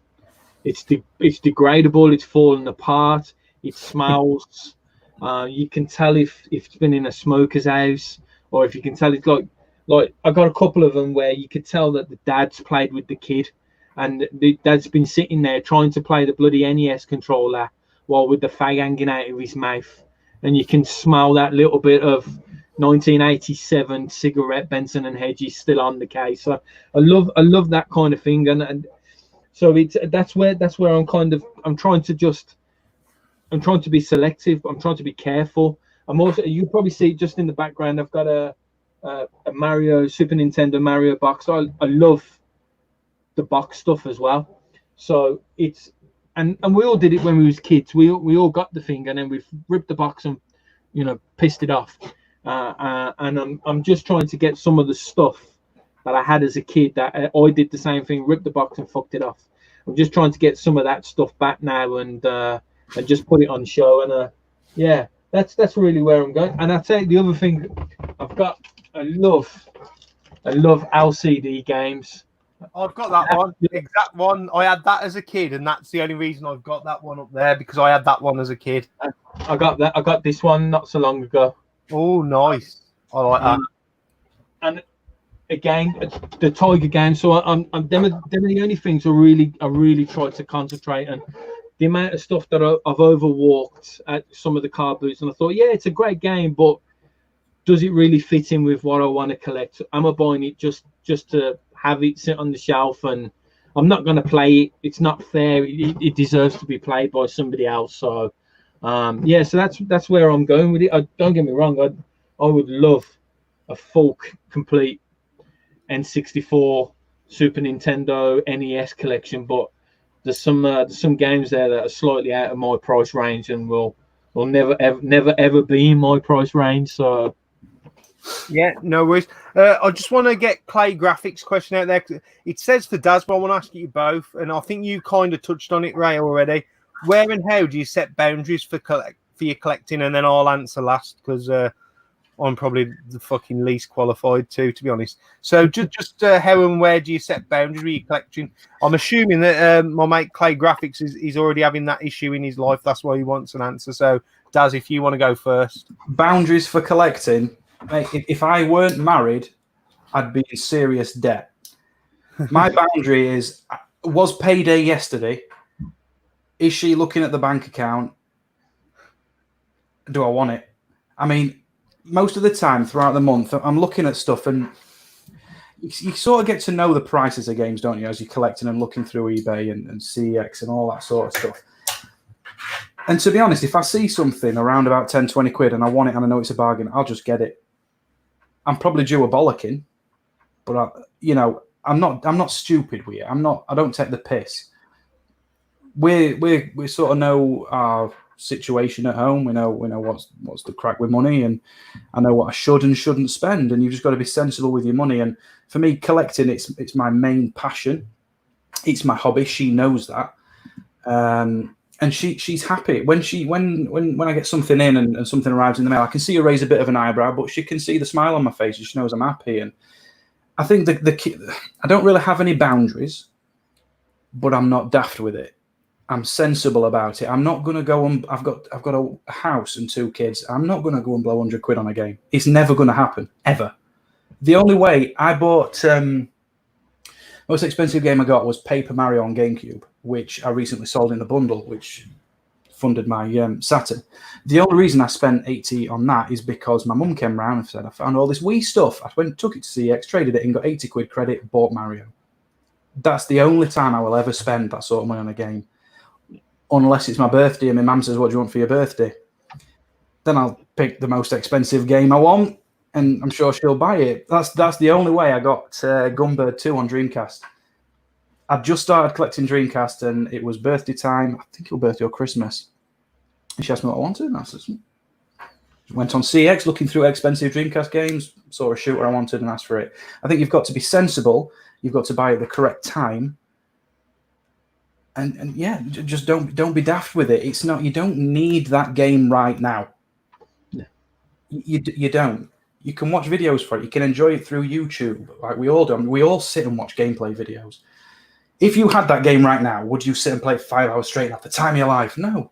Wait until the time's right. That's what I say as far as collecting and boundaries and such, and how much you spend.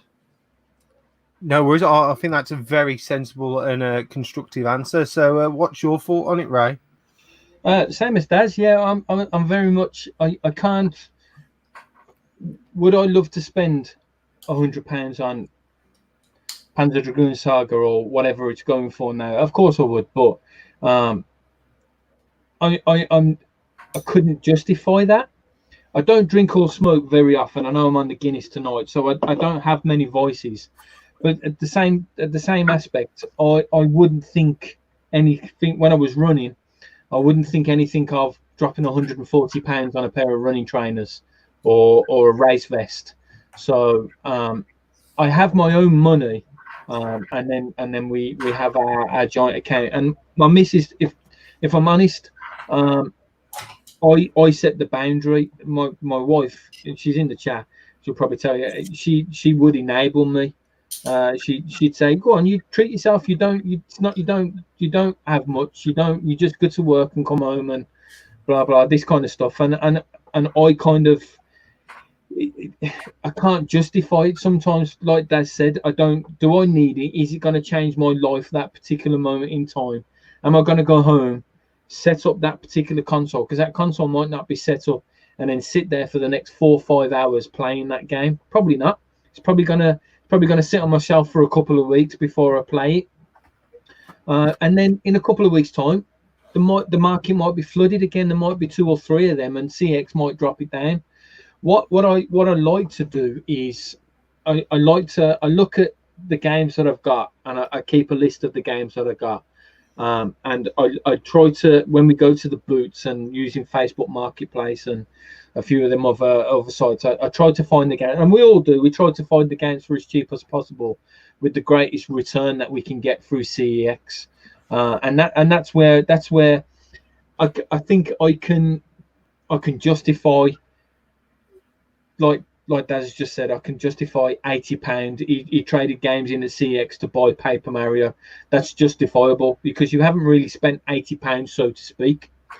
You might have only spent £40, and a couple of games might be worth more trading to get you up to that price. So that's kind of, if I can patch the money together to get the voucher, and it happens to be in one of the CEXs. Now I won't order through the mail from CEX, because we've all had the CEX roulette of it doesn't come with the right box or it doesn't come with the right instructions.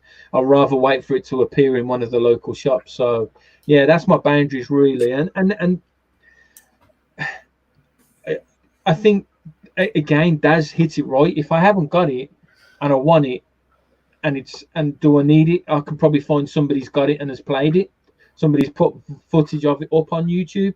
And then I'll probably decide on it. Oh yeah, maybe I do really need to have it then, and then we'll go from there, sort of thing. So no worries. I'll probably chime my efforts in there.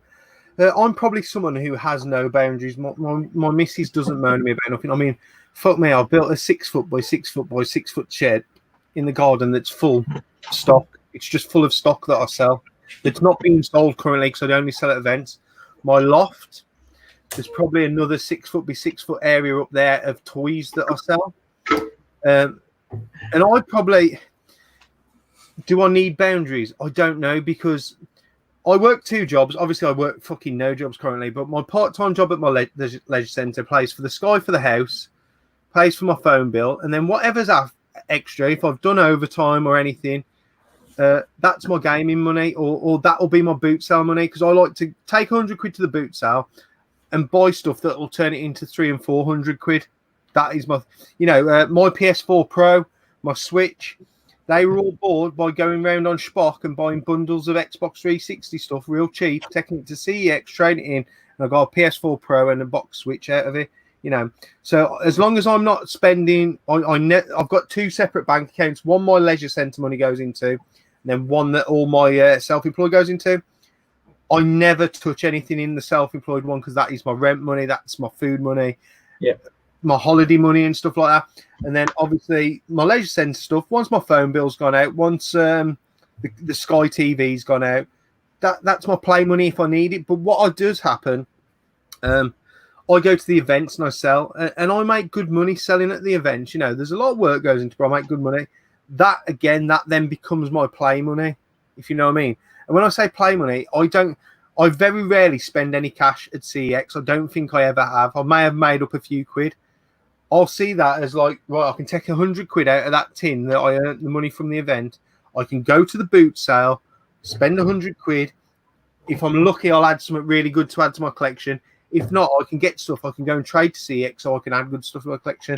So boundaries, the only boundary I've got is, have I got enough space to put it in my room, which I'm always I'm always juggling about.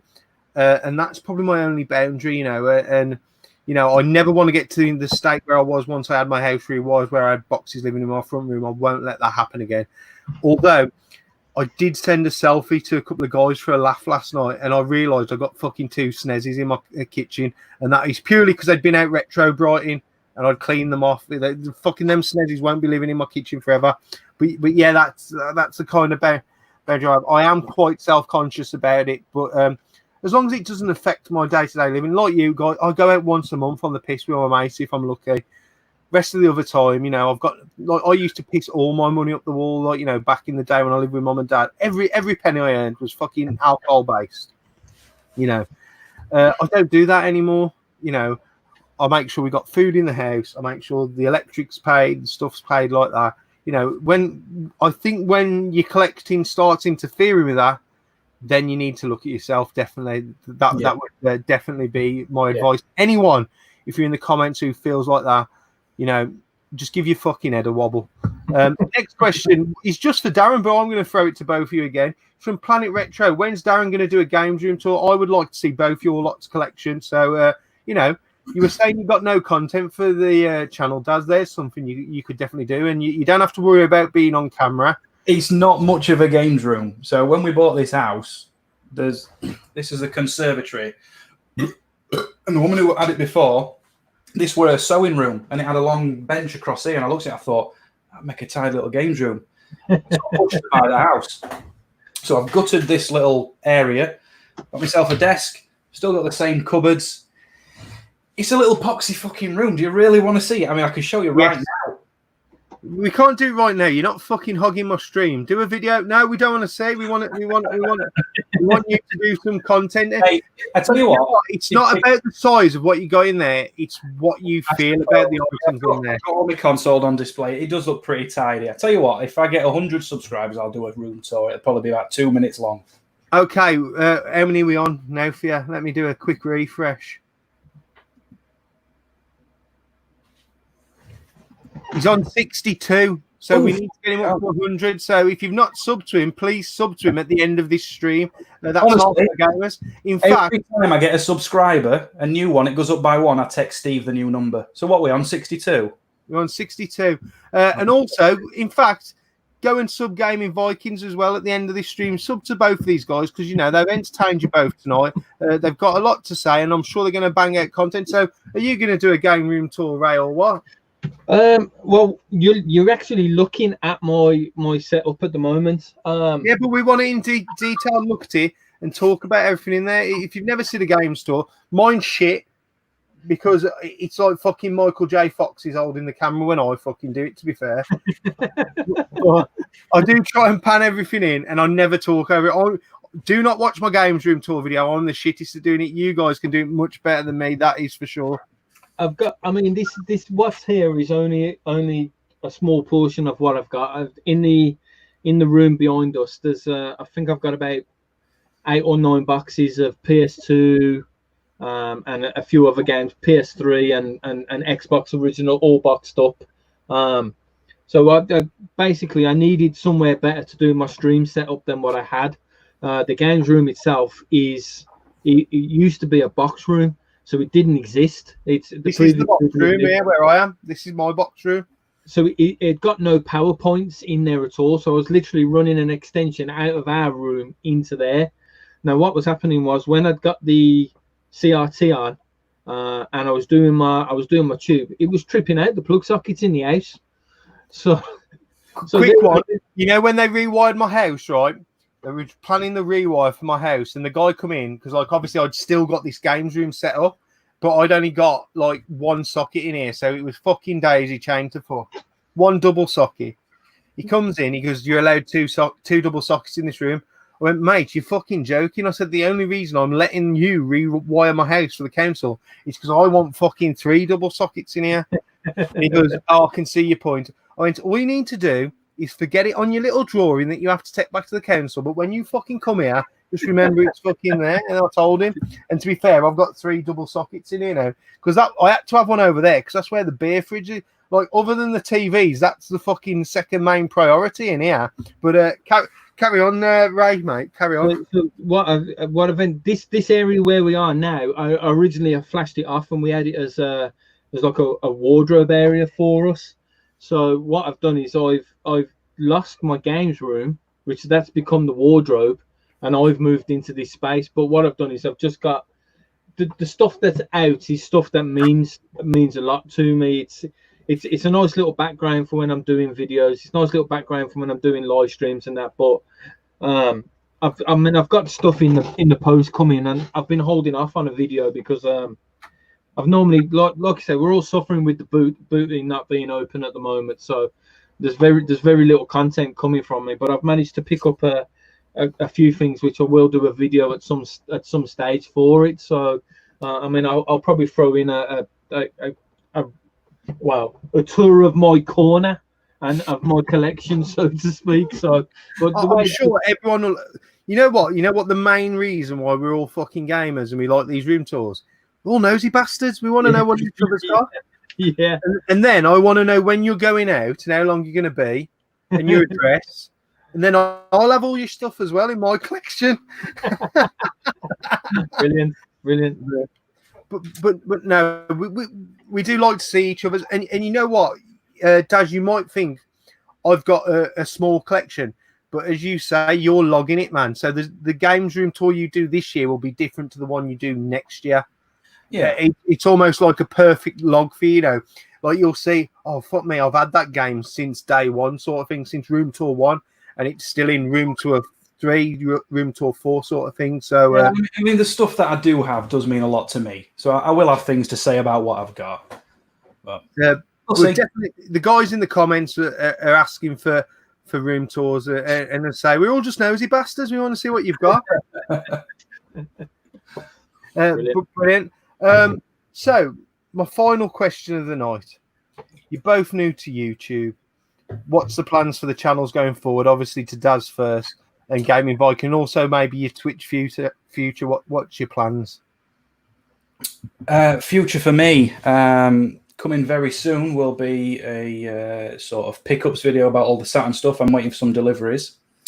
I'm going to do some Saturn reviews on the stuff because it's all fresh to me. So I'm going to talk about everything, from a fresh perspective in 2020. And hopefully, when lockdown's over, it'll be me and Steve getting together, having some beers, showing him Dreamcast that he's never played, showing him Saturn he's never played, just having a good time, talking retro and having some drinks. Yeah, brilliant, man. Obviously, I'm guessing you still speak to Steve, and the half-hour gamers is something that you started together, so it'll be great when you can both be back together doing it. And hopefully you'll have a fair few more subs for when you both make your return. That would be nice for you both. Well, fingers crossed. So how about you, Ray? Are you going to be doing a Minecraft stream soon? Because I like watching that. So that's just a personal question from me. So yeah, the Twitch. I'll get my words out in a minute. You can tell I don't drink very often. I've had 2 Guinness and they're already affecting me. It's only recently, like I think in last week was the first time I actually streamed on YouTube, and I think I had more views, more viewers, and more chats for Minecraft. Minecraft's quite saturated on Twitch. There'll be about something like 39,000 people in that particular subject watching it, and you might find that there's 1 or 2 Twitch streamers who have got something like 8,000-9,000 people watching them. So it's very hard for a Minecraft Twitch streamer for Twitch to work. You have to be playing the most up-to-date game, and you have to be good at it, or you've got to know somebody who's verified and this and the other. I have fun on Twitch. Twitch is fun. I do a stream on Sunday if anybody comes in. I play Minecraft. I have an open server, and I let in 8 to 16-year-olds, and it's just fucking pure shit show. It's absolutely hilarious from a viewer's point of view, because they just run amok and just cause the most it's fantastic footage. It's great because it's just pure chaos, and I love it. But I intend to do more live streaming on YouTube, Now I've worked out my Streamlabs how I can just swap over between. Because before I never used to do any because I couldn't work out how to change over my. I used an Elgato through my Xbox and through my PlayStation, so I'm able to stream between YouTube and that. And it's just a case of changing the keys over. My youngest son he's also my editor, so he does computer games design and stuff like that at college. So basically, I just upload everything to him, and he throws on all the intros and stuff like that, or tells me I'm being a right twat and I probably need to record some stuff. So there will be some more. There'll be some more pickup videos. Looks like I'm being bullied into a games room video tour. One of them will pop along. I'm playing Resident Evil 7 at the moment, and I'm absolutely. The fucking game has scared the living shit out of me twice already. So if you're into jump scares, that's funny. So I've got a couple of episodes I need to finish recording and get that game finished. And then I'm probably going to do. They're not for everybody, but I like to do. I did a mock react video to a game release and stuff like that. And again, I'll say this: I'm not looking to be verified. I'm not looking for any of that monetized stuff, and I'm using it as a documentation of something I can look back. My kids are at that age now where I've got an old lad and I've got a teenage lad, and I'll be very surprised if there aren't many more years before I'm not a grandfather, and it's something to look back down the line of that, and that's what I'll be doing really. The YouTube platform is fantastic, and I should really have used it more, but that's where I'm going with it really. I think I'll be directing more in that line. Brilliant. So, watch this space. Brilliant. Well, you're here now, and we're all welcoming you. And as I say, we like to come across and have a chat in a live stream, that's for sure. So all the best with the future of that. And what I'd say to you two is we're in the final part of the stream now. 2 hours have absolutely flown by. I want to personally thank you both for jumping on at short notice, just a day's notice. I mean, both of you, this is probably the first time you've ever spoke to me other than via text messages or some here. So again, thank you for taking that leap into the parts unknown. You've done a brilliant job. I think everyone's enjoyed your stories. It's almost like a little bit of an introduction of you two to everyone. And we all appreciate that. I like to finish the stream with a message from you guys to the people watching. So if Daz wants to put a message forward first, and then Ray. A message for people? Yeah, stay safe. Bullshit. Stay safe.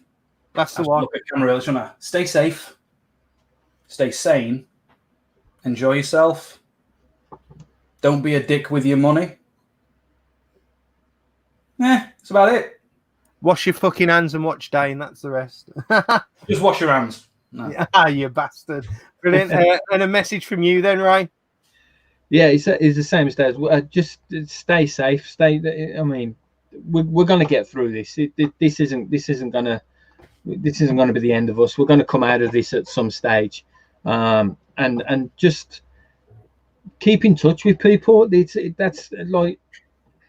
It's a great thing for your channel. If you're scared of putting a video up, is just get on the FaceTime with someone and just do a mock walkthrough with one of your family members. It's just, if that helps with the sanity, wash your hands, wash your ass. A lot of people don't think to wash their ass. They're always touching their ass before they're touching door handles. You wouldn't believe how many door handles they have to fucking spray at work because the contractor's been scratching their ass before they've touched it. You can get the COVID. No, you can't. That's fake news. I'm not going to say that. But yeah, just stay healthy, stay sane, and just keep doing what you're doing. We'll keep putting the stuff out there, and we'll see each other down the line in better times. Brilliant.